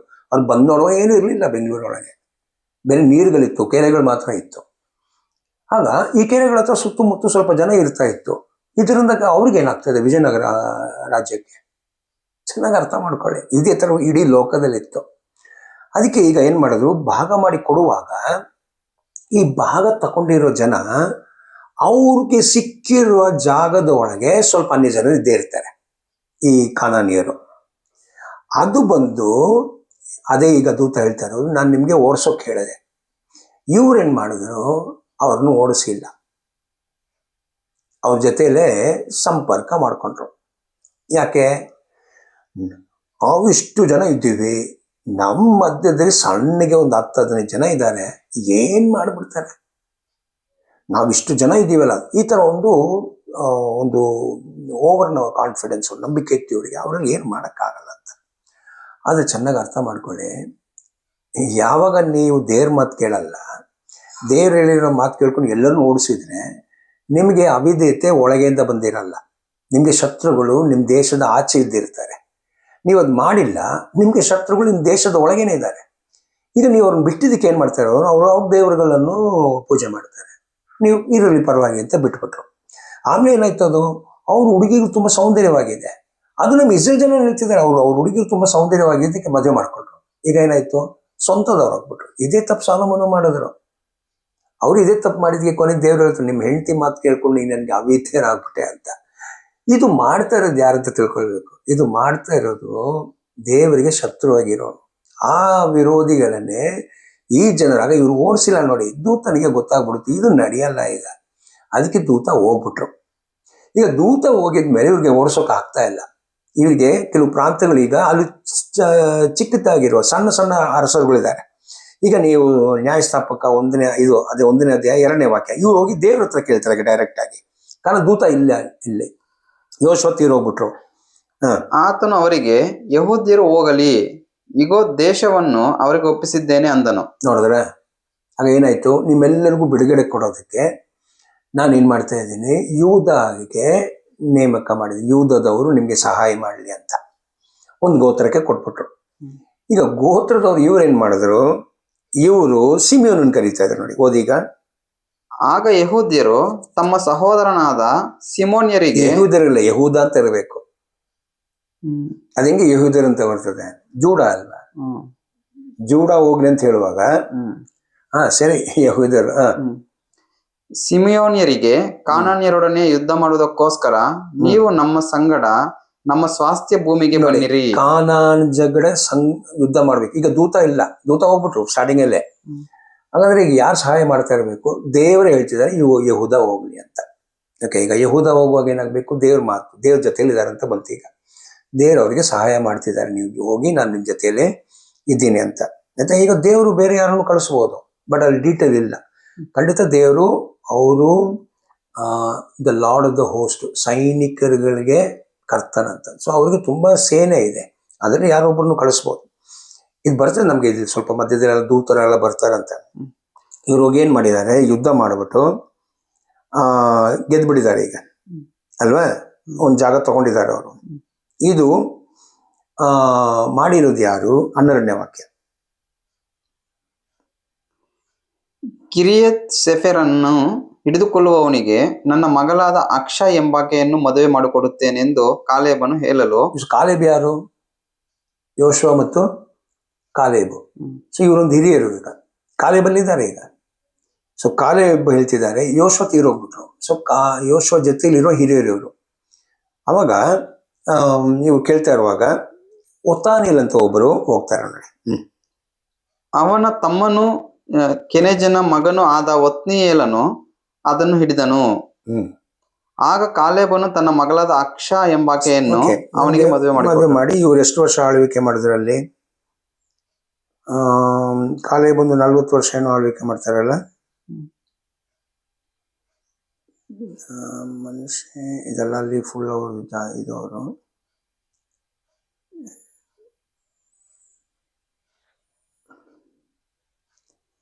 ಮೂರನೇ ಪಾಸ್ ಮಾಡಿದ್ರ. ಈಗ ಒತಾನಿಯಲ್ಲಿ 40 ವರ್ಷ ಮುಗೀತು. ಈ ಒತಾನಿಯಲ್ಲಿ 40 ವರ್ಷ ಮುಗಿಯುವಾಗ ಇವ್ರಿಗೆ ಸೀಮೋನ್ ಇದ್ದಾರೆ ಜೊತೆಯಲ್ಲಿ. ಬಟ್ ಇಸ್ರೇಲ್ ಒಳಗೆ 12 ಗೋತ್ರ ಇದ್ದಾರೆ. ಈಗ ಇಸ್ರೇಲ್ದು ಮ್ಯಾಪ್ ನಾವು ತಿಳ್ಕೊಳ್ಬೇಕು ಕರೆಕ್ಟಾಗಿ. ಅದೊಂದು ದೊಡ್ಡ ಪ್ರಾಂತ. ಅದು ಮಧ್ಯದಲ್ಲಿ ಒಂದು ಉತ್ತರದಲ್ಲಿರೋದು ಹರ್ಮೋನ್ ಬೆಟ್ಟ ಅಂತ, ದಕ್ಷಿಣದಲ್ಲಿರೋದು ಲವಣ ಸಮುದ್ರ. ಸೊ ಉತ್ತರದಿಂದ ಪ್ರಾರಂಭ ಆಗುವ ಯೋರ್ದನ್ ನದಿ ಮಧ್ಯದಲ್ಲಿ ಹಾರ್ತಾ ಇದೆ. ಈ ಯೋರ್ದನ್ ನದಿ ಕೊನೆಗೆ ಹೋಗಿ ಸೇರೋದು ಅರಣ್ಯ. ಆದರೆ ಇದು ತಗ್ಗಲ್ಲಿ ಇನ್ನೂ ಇಳಿದು ಅಲ್ಲಿ ಏನು ಇಲ್ಲ. ಅದು ಲೋಕದಲ್ಲಿ ತುಂಬ ಲೋವೆಸ್ಟ್ ಪಾಯಿಂಟ್ ಇದು, ಈ ಲವಣ ಸಮುದ್ರ. ಅಲ್ಲಿ ಬೇರೆ ಏನಿಲ್ಲ, ಅರಣ್ಯನೇ, ಬೇರೆ ಮರಳೆ. ಅಲ್ಲಿ ಅಷ್ಟು ಬಿಸಿಲಿದೆ ಟೆಂಪ್ರೇಚರು. ಸೊ ಇದು ಮಧ್ಯದಲ್ಲಿರೋದು. ಇದರ ಪೂರ್ವ ಮತ್ತು ಪಶ್ಚಿಮದಲ್ಲಿ ಇಸ್ರೇಲ್ ಜನ ಇರೋದು. ಇದರ ಪೂರ್ವ ಮತ್ತು ಪಶ್ಚಿಮ. ಸೊ ಈ ಪೂರ್ವದಲ್ಲಿ ಸುತ್ತೂ ಇರೋ ಶತ್ರುಗಳು ಯಾರಂತ ಕೇಳಿದ್ರೆ ಅಮೇಲಿಕರು, ಅಮೋರಿಯರ್ಗಳು, ಮೋವಾಬು. ದಕ್ಷಿಣದಲ್ಲಿ ಏದೋಮ್ ಅವರು, ಮತ್ತು ಪಶ್ಚಿಮದಲ್ಲಿ ಫಿಲಿಸ್ಟೈನ್ಸು. ಪಶ್ಚಿಮದಲ್ಲಿ ಫಿಲಿಸ್ಟೈನ್ಸು. ಆಮೇಲೆ ಸಮುದ್ರ, ಮೆಡಿಟೇರಿಯನ್ ಸಮುದ್ರ ಇದೆ. ಅಲ್ಲಿ ಸೀದೋನು, ತೀರು, ಇವರೆಲ್ಲ ಅಲ್ಲಿರೋರು. ಆಮೇಲೆ ಹಂಗೆ ಉತ್ತರಕ್ಕೆ ಬಂದರೆ ಹೆರ್ಮೋನ್ ಬೆಟ್ಟ. ಸೊ ಹೆರ್ಮೋನ್ ಬೆಟ್ಟ ಇರೋದಕ್ಕೆ ಏನಾಯಿತು, ಅಲ್ಲಿ ಏನೂ ಬೇಕಾಗಿಲ್ಲ ನಮಗೆ. ಅಲ್ಲಿಂದ ಶತ್ರು ಬೇಗ ಬರಲ್ಲ. ಆ ಜಾಗದಲ್ಲಿ ಎತ್ತರವಾಗಿರುವ ಬೆಟ್ಟ ಮತ್ತು ಫುಲ್ ಮಂಜಿದೆ. ಅದರಲ್ಲಿ ತುಂಬ ಸ್ನೋ ಇದೆ. ಮಂಜಲ್ಲಿ ಏನು ಹೇಳೋದು, ಹಿಮ ಇರೋದು. ಈ ಹಿಮ ಕರಗಿಯಲ್ಲೇ ಈ ನೀರು ಬರ್ತಾ ಇರೋದು. ಮತ್ತು ಅಲ್ಲಿ ಬೆಟ್ಟದ ತಗ್ಗದನ್ನು ತುಂಬ ಅರಿವಿಗಳೆಲ್ಲ ಸೇರಿನೇ ಯೋರ್ದನ್ ಇವತ್ತು ತನಕ ಒಣಗೋಗಕ್ಕೆ ಸಾಧ್ಯ ಇಲ್ಲ. ಕಾರಣ ಹೆರ್ಮೋನ್ ಬೆಟ್ಟದಿಂದ ಬರೋದು ಅದು. ಅಲ್ಲಿ ಮೇಲೆ ಹಿಮ ಇದೆ. ಯಾವ ಥರ ನಮ್ಮ ಗಂಗಾ, ಬ್ರಹ್ಮಪುತ್ರ, ಸತ್ಲಜ್ಜು ಎಲ್ಲ ಇದೆ ನೋಡಿ, ಇದೆಲ್ಲ ಹಿಮದಿಂದ ಬರ್ತಾ ಇರೋದು. ಅದಕ್ಕೆ ಒಂದು ಕಾಲನೂ ಒಣಗೋಗಲ್ಲ, ಯಾವಾಗಲೂ ಹರಿತಾ ಇರ್ತದೆ ನೀರು ಅದರಲ್ಲಿ. ಈಗ ಇಲ್ಲಿ ಈ ಥರ ಇರುವ ಒಂದು ಪ್ರಾಂತ ಇದು. ಸೊ ಈಗ ಇದನ್ನು ಭಾಗ ಮಾಡಿಕೊಡುವಾಗ ತುಂಬ ದಕ್ಷಿಣದಲ್ಲಿ ಸಿಕ್ಕಿರೋದು ಯೂದ ಗೋತ್ರಕ್ಕೂ ಮತ್ತು ಬೆಂಜಮಿನ್ಗೆ. ಆಮೇಲೆ ನೀವು ಮೇಲೆ ಹೋಗ್ತಾ ತುಂಬ ಮೇಲೆ ಹೆರ್ಮೋನ್ ಬೆಟ್ಟ ಹತ್ರ ಇರೋದು ದಾನು, ನಪ್ತಲಿ, ಇಸಾಕಾರು ಅವರೆಲ್ಲ ಇದ್ದಾರೆ. ಜಾಸ್ತಿ ಜನ ಆ ಕಡೆ ಇದ್ದಾರೆ. ಆಮೇಲೆ ನಿಮಗೆ ದೊಡ್ಡ ಜನಾಂಗ ಬಂದು ಜೋಸಫ್ತು. ಅದಕ್ಕೆ ಮನುಷ್ಯ ಒಂದು ಕಡೆ ಇದ್ದಾರೆ, ಇನ್ನೊಂದು ಕಡೆ ಇಫ್ರಾಯಿಮ್ ಇದ್ದಾರೆ. ಒಂದು ಕಡೆ ಇಫ್ರಾಯಿಮು, ಒಂದೊಂದು ಕಡೆ ಮನುಷ್ಯ ತುಂಬ ದೊಡ್ಡದಾಗಿತ್ತು. ಅವ್ರಿಗೆ ಈ ಕಡೆ 2 ಕಡೆ ನಿಂತು. ಸೊ ಈ ಥರ ಪಂಗಡ ಆಗಿರುವಾಗ ಸುಮಾರು ಇವೆಲ್ಲ 500 ಕಿಲೋಮೀಟರ್ ಡಿಫ್ರೆನ್ಸ್ ಇದೆ ಒಂದು ಜಾಗದಿಂದ ಇನ್ನೊಂದು ಜಾಗಕ್ಕೆ. 300-400 ಕಿಲೋಮೀಟ್ರು, 200 ಈ ಥರ. ಆಗ ಒಂದು ಪ್ರಾಂತದಲ್ಲಿ ಒಂದು ಗೋತ್ರದವರು ಇರುವಾಗ ಇಡೀ ಇಸ್ರೇಲ್ಗೆ ಒಂದೇ ನ್ಯಾಯಸ್ಥಾಪಕನು ಯಾವಾಗಲೂ ಆಳ್ವಿಕೆ ಮಾಡೋಕ್ಕಾಗಲ್ಲ. ಕಾರಣ ಇವ್ರಿಗೆ ಶತ್ರುಗಳಿದ್ರು. ಆಗ ಒಂದು ಕಡೆ ಫಿಲಿಸ್ಟರ್ ಅಟ್ಯಾಕ್ ಮಾಡುವಾಗ ಮೋವಾಬು ಇವರು ಸುಮ್ಮನೆ ಇರ್ತಾರೆ. ಇಲ್ಲ ಇನ್ನೊಂದು ಕಡೆ ಅಮೇರಿಕರು ಏದೋ ಮಾಡುವಾಗ ಇವ್ರು ಸುಮ್ಮನೆ ಇರ್ತಾರೆ. ಒಂದೊಂದು ಸರ್ತಿ ಇವರು ಮಾಡ್ತಾರೆ. ಒಂದೊಂದ್ಸತಿ ಇವ್ರು ಎಲ್ಲ ಜನ ಸೇರ್ಕೊಂಡು ಬಂದ್ ಮಾಡ್ಬಿಡ್ತಾರೆ. ಈ ತರ ಎಲ್ಲ ಆಗ್ತಾ ಇತ್ತು ಇಸ್ರೇಲ್ ಜನರಿಗೆ. ಅದಕ್ಕೆ ಒಂದೇ ನ್ಯಾಯಸ್ಥಾಪಕನು ಈ ಎಲ್ಲ ಇಸ್ರೇಲ್ ಜನರನ್ನು ಒಂದೇ ಸಮಯದಲ್ಲಿ ಆಳ್ವಿಕೆ ಮಾಡಿರೋದು ಸಾಧ್ಯನೇ ಇಲ್ಲ. ಅದು ಜನ ತುಂಬಾ ಕ್ರೈಸ್ತರು ಹಂಗೆ ತಿಳ್ಕೊಂಡಿದ್ದಾರೆ. ನ್ಯಾಯಸ್ಥಾಪಕರು ಎಲ್ಲ ಇಸ್ರೇಲ್ ಜನರನ್ನು ಒಂದೇ ಸಮಯದಲ್ಲಿ, ನಮ್ಮ ಕ್ರೈಸ್ತರು ತುಂಬಾ ಜನ ಹಂಗೆ ತಿಳ್ಕೊಂಡಿದ್ದಾರೆ. ಹಂಗ ಆಗೋದಿಲ್ಲ, ಸಾಧ್ಯ ಅಲ್ಲ ಅದು. ಕಾರಣ ಅದಕ್ಕೆ ಆರ್ಮಿ ಬೇಕು. ಅದಕ್ಕೆ ಇವ್ರಿಗೆ ಯಾರು ಆರ್ಮಿ ಇಲ್ಲ, ಯುದ್ಧ ಮಾಡೋಕ್ಕೆ ಗೊತ್ತಿಲ್ಲ ಇವರಿಗೆ. ಇಷ್ಟೆಲ್ಲ ಯುದ್ಧ ಗೆದ್ದಿರೋದು ದೂತರು ಮತ್ತು ದೇವ್ರ ಜೊತೆಲಿ ಇದ್ದಿದ್ದಕ್ಕೆ. ಇವ್ರು ಇವ್ರ ಹತ್ರ ರಥಗಳಿಲ್ಲ, ಏನೂ ಇಲ್ಲ, ಇನ್ನು ಇವ್ರು ಸೈನಿಕರನ್ನು ಮಾಡ್ಕೊಂಡಿಲ್ಲ. ಕಾರಣ ಇವರು ಅರಣ್ಯದಲ್ಲಿ ಗುಲಾಮಿಗಿದ್ದಿರೋರು, ಇವಾಗ ಜಸ್ಟ್ ಪ್ರವೇಶನ ಮಾಡಿದ್ದಾರೆ. ಇನ್ನು ಇದಕ್ಕಿಂತ ಮುಂಚೆ ಒಂದು ರಾಜ್ಯವನ್ನು ನಡೆಸಿರೋರು, ಸೇನೆಗಳು ಇಟ್ಕೊಂಡಿರೋರಿಗೆ ಎಷ್ಟು ಅನುಭವ ಇರಬೇಕು. ಅವ್ರ ಜೊತೆ ಸಮ ಯುದ್ಧ ಮಾಡ್ಬೇಕಾದ್ರೆ ಇವ್ರು ಇನ್ನು ಸೈನಿಕರನ್ನೆಲ್ಲ ರೆಡಿ ಮಾಡಬೇಕು. ಈ ಸೈನಿಕರ ರೆಡಿ ಆಗಿರೋದು ಸೌಲ್ ಕಾಲದಲ್ಲಿ. ಅದಕ್ಕೆ ಮುಂಚೆ ಸೈನಿಕರೇ ಇರಲಿಲ್ಲ. ಸೊ ಆಗ ಪ್ರವಾದಿಗಳು, ಹಾಗಾದ್ರೆ ಏನು, ಪ್ರವಾದಿಗಳು ಬಂದು ಯಾರು, ದೇವ್ರ ಜೊತೆ ಡೈರೆಕ್ಟ್ ಕಾಂಟ್ಯಾಕ್ಟ್ ಇಟ್ಟಿರೋರು. ದೇವ್ರವ್ರನ್ನ ಆರಿಸ್ಕೊಳ್ಳೋದು ಪ್ರವಾದಿಗಳನ್ನು. ಈ ಪ್ರವಾದಿಗಳನ್ನ ಆರಿಸ್ಕೊಂಡು ಅವ್ರ ಮುಖಾಂತರ ಹೇಳ್ತಾ ಇರುವಾಗ ಕೆಲವು ಸಮಯದಲ್ಲಿ ಏನಾಗ್ತಾ ಇತ್ತು, ಕೆಲವು ಪ್ರವಾದಿಗಳನ್ನು ದೇವರು ನ್ಯಾಯಸ್ಥಾಪಕವಾಗಿ ಲಿಫ್ಟ್ ಮಾಡೋದು, ಪ್ರಮೋಷನ್ ಕೊಡೋದು. ಅದು ಏನಕ್ಕೆ ಅಂದ್ರೆ ಅಲ್ಲಿ ಬಂದಿರೋ ಶತ್ರುಗಳದು. ಈಗ ನೋಡಿ, ನಾವು ಎಕ್ಸಾಂಪಲ್ ನೋಡೋಣ ಕೆಲವು ಇದು. ಈಗ ನ್ಯಾಯಸ್ಥಾಪಕ 3ನೇ ಅಧ್ಯಾಯದಲ್ಲಿ, ಓಕೆ, ಓದಿ ಫಸ್ಟಿಂದ ನಮ್ದು. ಫಸ್ಟ್ ಬೇಡ, ಸರಿ ಓದಿ. ಈಗ ಅದು ಓದಿ. ಕಾನಾನ್ಯರೊಡನೆ ನಡೆದ ಯುದ್ಧಗಳಲ್ಲಿ ಒಂದನ್ನು ನೋಡದೇ ಇದ್ದ ಇಸ್ರಾಯೇಲ್ಯರನ್ನು ಪರೀಕ್ಷಿಸುವುದಕ್ಕೂ ಇಸ್ರಾಯೇಲ್ ಸಂತತಿಯವರಲ್ಲಿ ಯುದ್ಧ ವಿದ್ಯೆಗಳನ್ನು ಅರಿಯದವರಿಗೆ ಅದನ್ನು ಕಲಿಸಿಕೊಡುವುದಕ್ಕೂ ಯೆಹೋವನು ಉಳಿದ ಜನಾಂಗಗಳವರು ಯಾರೆಂದರೆ, ನೋಡಿ ಡೀಟೇಲ್ ಬಂತು ನೋಡಿ. ಇದು ಯಾರು ನರೇಷನ್ ಕೊಟ್ಟಿರೋದು, ಆಮೇಲೆ ಬರೀತಾ ಇದಾರೆ. ಇದು ದೇವ್ರು ಏನ್ ಮಾಡ್ಬಿಟ್ರು, ಯೋಶುವ ತೀರೋಗ್ಬಿಟ್ರು, ದೂತ ಹೋಗ್ಬಿಟ್ರು. ಇನ್ನು ಈ ಜನನ ಏನ್ ಮಾಡ್ಲಿ, ಯುದ್ಧ ಅಭ್ಯಾಸ ಮಾಡ್ಕೊಳ್ಳಿ. ಈ ಜನರೇ ಯುದ್ಧ ಅಭ್ಯಾಸ ಮಾಡಿ ಮನುಷ್ಯರ ಜೊತೆಲಿ ಹೆಂಗ್ ಯುದ್ಧ ಮಾಡಬೇಕು ಅಂತ ಕಲೀಲಿ ಅಂತ ದೇವ್ರು ಬಿಟ್ಟಿರೋ ಕೆಲ ಶತ್ರುಗಳು ಮತ್ತು ಜನರು. ಈಗ ಓಕೆ, 5 ಮಂದಿ ಫಿಲಿಷ್ಟಿಯ ಪ್ರಭುಗಳು, ಸರ್ವ ಕಾನಾನ್ಯರು, ಚಿದೋನ್ಯರು. ನೋಡಿ ಏನು ನಾನು ಹೇಳಿರೋದೆಲ್ಲ ಬಂತು ನೋಡಿ. ಫಿಲಿಸ್ತಿಯರು ಅವ್ರು ಪಶ್ಚಿಮದಲ್ಲಿರೋರು, ಸಿದೋನ್ ಅವರು, ತೀರು ಮತ್ತು ಸಿದೋನ್ ದೇಶ ಅಂತ ಹೇಳೋದು ಅವರು ಅಲ್ಲಿದ್ದಾರೆ. ಇನ್ನು ಕಾನಾನ್ ಒಳಗೆ, ಕಾನಾನ್ ಪಕ್ಕ ಸೆಂಟ್ರು. ಈಗ ನೋಡಿ ಇವರೆಲ್ಲ ಓಡಿಸ್ಬಿಟ್ಟಿದ್ದಾರೆ. ಇದೇನಕ್ಕೆ ಬರ್ತಾ ಇದ್ದಾರೆ, ಹಾಗಾದ್ರೆ ಇದೇನು, ಅವ್ರದ್ದು ದೊಡ್ಡ ರಾಜ್ಯನ ಸೋಲ್ಸ್ಬಿಟ್ರು. ಬಟ್ ಅವರಲ್ಲಿ ಸ್ವಲ್ಪ ಜನ ದೇಶದ ಒಳಗೆ ಮಧ್ಯದಲ್ಲಿದ್ರು ನೋಡಿ, ಅವ್ರು ಇನ್ನೂ ಇದ್ದಾರೆ. ಈಗ ಅವ್ರು ಸ್ಟ್ರಾಂಗ್ ಆಗ್ತಾ ಇದ್ದಾರೆ. ಅವ್ರನ್ನ ಸೇರ್ಕೊಂಡು ಹೆಂಗಾದ್ರೂ ಈ ಜನನ ಓಡಿಸ್ಬೇಕು, ನಮ್ಮನ್ನು ಓಡಿಸಿರೋ ಜನರನ್ನು ನಾವು ಹೇಗಾದ್ರೂ ಓಡಿಸ್ಬೇಕಂತ ಊರ್ ಮಧ್ಯದಲ್ಲಿರುವ ಇಷ್ಟು ಜನರು ದೇವ್ರು ಬಿಟ್ಟಿರೋದು. ಅವ್ರು ಈಗ ಹೋರಾಟ ಮಾಡ್ತಾರೆ. ಅದ್ರಲ್ಲಿ ಯಾರು ಇದ್ದಾರೆ ನೋಡಿ, ಕಾನಾನಿಯರ್ಗಳು, ಹಿವಿಯರ್ಗಳು ಅಲ್ವಾ. ಲೆಬನೋನ್ ಪರ್ವತಾವಳಿಯಲ್ಲಿ ಬಾಲ್ ಹರ್ಮೋನ್ ಬೆಟ್ಟದಿಂದ ಹಮಾತಿನ ದಾರಿಯವರೆಗೆ ವಾಸವಾಗಿರುವ ಹಿವಿಯರು ಇವರೇ. ನೋಡಿದ್ರೆ ಇವರೆಲ್ಲ ಇದ್ದಾರೆ. ಸೊ ಈಗ ದೇವ್ರ ಚಿತ್ತ ಏನು, ಇಸ್ರೇಲ್ ಜನ ಯುದ್ಧ ಕಲ್ತ್ಕೊಂಡು ಯುದ್ಧ ಮಾಡಿ, ಈಗ ನೋಡಿದಲ್ಲ ನಾವು ಹೇಳುವ ಕ್ರೈಸ್ತರು ಹೇಳ್ಬಿಡ್ತಾರೆ ದೇವ್ರ ಹಂಗಲ್ಲ ಇಲ್ಲ ಅಂತ. ಇಲ್ಲ, ಹಳೆ ಒಡಂಬಡಿಕೆ ಹೆಂಗಿತ್ತು ಅದೇ ನಾವು ಹೇಳ್ತಾ ಇರೋದು. ಇದು ಬೈಬಲ್ ವಾಕ್ಯ ನಾವು ಹೇಳ್ತಾ ಇರೋದು. ನಾನೇನು ಸ್ವಂತ ಅಭಿಪ್ರಾಯ ಹೇಳ್ತಾ ಇಲ್ಲ. ದೇವ್ರ ಸಮಾಧಾನಕ್ಕೆ ದೇವರೇ. ಬಟ್ ಜನ ಯುದ್ಧ ಮಾಡುವಾಗ ನೀವು ಕತ್ತಿ ಎತ್ಕೊಂಡು ಬರೋಣ ಅಂತ, ನೀವು ಕತ್ತಿ ಎತ್ತಿಲ್ಲ ಅಂದ್ರೆ ಪ್ರಾರ್ಥನೆ ಮಾಡೋಕ್ಕಾಗಲ್ಲ. ದೇವ್ರು ಹೇಳ್ತಿದ್ದಾರೆ ಯುದ್ಧ ಮಾಡಿ ಅಂತ. ಆಗ ದೇವ್ರು ಯುದ್ಧ ಮಾಡಿ ಅಂತ ಹೇಳಿದ್ಮೇಲೆ ನಾನು ಪ್ರಾರ್ಥನೆ ಮಾಡ್ತೀನಿ ಅಂತ ಹೇಳೋಕ್ಕಾಗಲ್ಲ. ಕಾರಣ ದೇವ್ರ ನಾನೇ ನಿನ್ಗೆ ಯುದ್ಧ ಮಾಡೋಕೆ ಹೇಳಿದ್ದೀನಿ, ನನ್ನ ಹತ್ರನೇ ಪ್ರಾರ್ಥನೆ ಮಾಡ್ತಾ ಇದೀಯಾ, ಯುದ್ಧ ಮಾಡಲ್ಲ ಅಂದ್ರೆ ಅದು ಅವಿಧೇಯತೆ ಆಗ್ಬಿಡ್ತದೆ ಅದು. ಅದಕ್ಕೆ ಇಸ್ರೇಲ್ ಜನ ಯುದ್ಧ ಮಾಡಲೇಬೇಕು, ಕಲಿಬೇಕಂತ ದೇವ್ರು ಬಿಟ್ಟಿರುವಾಗ ಇಸ್ರೇಲ್ ಜನ ಯುದ್ಧ ಅಭ್ಯಾಸ ಮಾಡಬೇಕು. ಕಾರಣ ನೋಡಿ, ಎಲ್ಲವನ್ನೂ ಸೌಜನ್ಯವಾಗಿ ಸಿಟ್ಬಿಟ್ರೆ ಏನ್ ಮಾಡ್ತೀವಿ ನಾವು, ಅದು ಬೆಲೆ ಇಲ್ಲ. ನೀವು ನೋಡಿ ಮಕ್ಕಳಿಗೆ ಏನೊಂದು ಕೇಳಿ ನೋಡಿ, ಕೊಟ್ಬಿಡಿ, ಅವ್ನು ಏನು ಕೇಳಿ ಕೊಟ್ಬಿಡಿ, ಕೊನೆ ಏನ್ ಮಾಡ್ತಾನೆ, ಅವನ್ನೆಲ್ಲ ನಾಶ ಮಾಡ್ತಾನೆ, ಹಾಳು ಮಾಡ್ಬಿಡ್ತಾನೆ. ಕಾರಣ ಅದೆಷ್ಟು ಕಷ್ಟದಿಂದ ಸಿಗ್ತಾ ಇದೆ ಅಂತ ಅವನಿಗೆ ಗೊತ್ತಿಲ್ಲ. ಎಲ್ಲ ಮಕ್ಕಳಿಗೆ ಆಗ ಅಪ್ಪ ಅಮ್ಮ ಏನ್ ಮಾಡ್ಬೇಕು, ಮಕ್ಕಳನ್ನು ಅವನು ಕಲೀಲಿ, ಅವನು ಅದನ್ನು ಸಂಪಾದನೆ ಮಾಡಲಿ. ಆವಾಗ ಬೆಲೆದು ವಸ್ತುದು ಬೆಲೆಗಳು ಅರ್ಥ ಆಗ್ತದೆ. ಇಷ್ಟು ದಿವಸ ದೇವರೇ ಮಾಡ್ತಾ ಇದ್ರು ಯುದ್ಧಗಳು, ಸುಮ್ಮನೆ ನಡ್ಕೊಂಡು ಹೋಗ್ತಾ ಇದ್ರು, ಯುದ್ಧ ಗೆದ್ಬಿಟ್ರು, ಹಾಡಾಡ್ಕೊಂಡು ಹೋಗಿದ್ರು, ಯುದ್ಧ ಗೆದ್ಬಿಟ್ರು. ಈಗ ಏನಾಯ್ತು ಇವ್ರಿಗೆ, ಬಿಡು ದೇವ್ರು ಯಾವಾಗಲೂ ನಮ್ಮ ಜೊತೆಲಿದ್ದಾರೆ, ನಾವು ಏನ್ ಮಾಡಿದ್ರು ದೇವ್ರಿಗೆ ಪರವಾಗಿಲ್ಲ ಅಂತ ಒಂದು ಅಹಂಕಾರ ಬಂದ್ಬಿಡ್ತು. ಅದಕ್ಕೆ ಕತ್ತು ಬಗ್ಗಲ್ಲ ಅಂತ ಆ ಥರ ಜನ ಆಗ್ಬಿಟ್ರು. ಇವರು ಪಾಠ ಕಲೀಲಿ ಅಂತ ಇವರೇ ಕಷ್ಟಪಟ್ಟು ರಕ್ಷಣೆ ಹೊಂದಲಿ, ಇವರೇ ಕಷ್ಟಪಟ್ಟು ಅದು ಅರ್ಥ ಮಾಡ್ಕೊಳ್ಳಿ ಅಂತ ಬಿಟ್ಬಿಟ್ರು ಅಂತ ದೇವರು. ತೂತನ್ನು ಬಿಟ್ಟು ಹೋಗ್ಬಿಟ್ರು. ಈಗ ದೇವರು ಬಿಟ್ಬಿಟ್ರು ಯುದ್ಧ ಮಾಡಿ ಅಂತ. ಸೊ ಇವ್ರು ಯುದ್ಧ ಮಾಡಿರ್ಬೇಕು, ಅಭ್ಯಾಸ ಕಲಿಬೇಕು. ಬಟ್ ಇವ್ರು ಏನ್ ಮಾಡಿದ್ರು ಶಾರ್ಟ್ ಕಟ್ಟು ನೋಡಿ, 6ನೇ ವಾಕ್ಯ. ಅವರು ಕನ್ಯೆಯರನ್ನು ತಾವು ತಂದು ತಮ್ಮ ಕನ್ಯೆಯರನ್ನು ಅವರ ಕುಮಾರರಿಗೆ ಕೊಟ್ಟು ಅವರ ದೇವತೆಗಳನ್ನು ಸೇವಿಸಿದರು. ಅದರ ಸಮಾಧಾನ ಮಾಡ್ಕೊಂಡ್ರು. ಪರವಾಗಿಲ್ಲ ಬಿಡಿ, ಯುದ್ಧ ಮಾಡೋದೇನು, ನೀವು ನಮ್ಮಲ್ಲಿ ಮದುವೆ ಮಾಡ್ಕೊಳ್ಳಿ, ನಾವು ನಿಮ್ಮಲ್ಲಿ ಮದುವೆ ಮಾಡ್ಕೊಳ್ಳಿ, ನಾವು ನೆಂಟರಾಗ್ಬಿಡ್ತೀವಿ, ನಾವು ನಮ್ಮ ದೇವ್ರನ್ನ ಪ್ರಾರ್ಥನೆ ಮಾಡ್ತೀವಿ, ನೀವು ನಿಮ್ಮ ದೇವ್ರನ್ನ ಪ್ರಾರ್ಥನೆ ಮಾಡಿ. ಇದು ಇರೋದೆಲ್ಲಿ? ದೇವ್ರವ್ರಿಗೆ ವಾಗ್ದಾನ ಕೊಟ್ಟಿರೋ ಜಾಗದಲ್ಲಿ. ಈ ತರ ಅಂಡರ್ಸ್ಟ್ಯಾಂಡಿಂಗ್ ಮಾಡ್ಕೊಂಡು ಕೋಆಪರೇಷನ್ ಮಾಡ್ಕೊಂಡು ಸಂಬಂಧಿಗಳಾಗ್ಬಿಟ್ರು.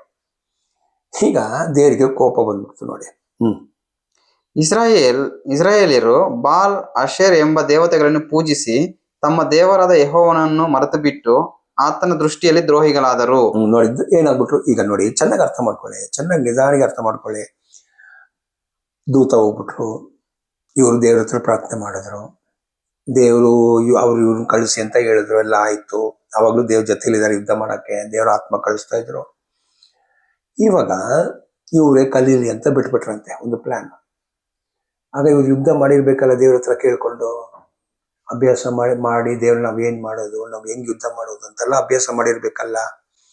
ಅದನ್ನ ಬಿಟ್ಬಿಟ್ಟು ಇವಾಗ ದ್ರೋಹಿ ಆಗ್ಬಿಟ್ಟು, ದ್ರೋಹಿ, ದೇವರಿಗೆ ದ್ರೋಹಿ. ಹಂಗಂದ್ರೆ ಪಾಪದ ಮೇಲೆ ಪಾಪ. ಏನದು? ಇವ್ರು ಅಬ್ರಾಮ್ ಸಂತಾನ ಮತ್ತು ಅನ್ಯ ಜನರು ಸೇರ್ಬಾರ್ದಂತಾನೆ ಅನ್ಯ ಜನರ ಹೆಣ್ಣನ್ನು ನೀವು ಮದುವೆ ಮಾಡಬಾರ್ದು. ಮತ್ತು ನೀವು ಅಬ್ರಾಮಲ್ಲಿ ಸುನ್ನತಿ ಆಗಿರೋ ಜನ, ನೀವು ಅವ್ರನ್ನೆಲ್ಲ ಹೋಗಿ ಮದುವೆ ಮಾಡಬಾರ್ದು ಅಂತ. ನೀವಾಗಿರ್ಬೇಕು, ಅವ್ರಾಗಿ ಇರಲಿ ಅಂತ. ಅವ್ರನ್ನ ದ್ವೇಷ ಮಾಡಬೇಕು ಹಂಗಿಲ್ಲ. ನೀವು ನಿಮ್ಮ ಊರಲ್ಲಿ ಇರ್ರಿ, ನಿಮ್ಗೆ ವಿರೋಧ ಬಂದ್ರೆ ನೀವು ಅವ್ರನ್ನ ಓಡಿಸ್ಬೇಕು. ಅದಕ್ಕೆ ನಾನು ನಿಮ್ಮ ಜೊತೆಲಿ ಇದ್ದೀನಿ ಅಂತ ದೇವ್ರು ಹೇಳಿ. ಕಾರಣ ನಿಮ್ಗೆ ಅದು ವಾಗ್ದಾನವಾಗಿ ಕೊಟ್ಟಿರೋ ಜಾಗ ಇದು. ಚೆನ್ನಾಗಿ ಅರ್ಥ ಮಾಡ್ಕೊಳ್ಳಿ ದೇವ್ರ ಪ್ಲಾನ್. ಆಗ ಇವರು ಏನ್ ಮಾಡಿದ್ರು, ಅವ್ರ ಜೊತೆಲಿ ಹೋಗಿ ಅಂಡರ್ಸ್ಟ್ಯಾಂಡಿಂಗ್ ಮಾಡ್ಕೊಂಡ್ರು. ಪ್ರೀತಿಯಲ್ಲಿ ಇರೋಣ, ಮದುವೆ ಮಾಡ್ಕೊಂಡಿರೋಣ, ನಿಮ್ ದೇವ್ರು ಪರವಾಗಿಲ್ಲ, ನಮ್ ದೇವ್ರು ಏನೆಲ್ಲ ದೇವ್ರು ಒಂದೇ ಅಂತ ಹೇಳ್ಬಿಟ್ಟು ಇವ್ರು ಪ್ರೀತಿ ಮಾಡೋಕೆ ಸ್ಟಾರ್ಟ್ ಮಾಡ್ಬಿಟ್ರು. ಆಗ ಏನಾಯ್ತು, ದೇವರಿಗೆ ಕೋಪ ಬಂದ್ಬಿಡ್ತಂತೆ. ಆದುದರಿಂದ ಆತನು ಇಸ್ರಾಯೇಲ್ಯರ ಮೇಲೆ ಕೋಪಗೊಂಡು ಅವರನ್ನು 2 ನದಿಗಳ ಮಧ್ಯದಲ್ಲಿರುವ ಅರಾಮ್ ರಾಜ್ಯದ ಅರಸನಾದ ಕೂಷನ್ ರಿಷಾತಯಿಮ್ ಎಂಬವನಿಗೆ ಮಾರಿಬಿಟ್ಟನು. ನೋಡಿದ್ರೆ ಇದು ಇಡೀ ಇಸ್ರೇಲ್ ಬಗ್ಗೆ ಹೇಳಲಿಲ್ಲ. ಯಾರು ಜಾಸ್ತಿ ಕಾಲ ಇದು ಮಾಡಿರೋದು ಎಲ್ಲಿ?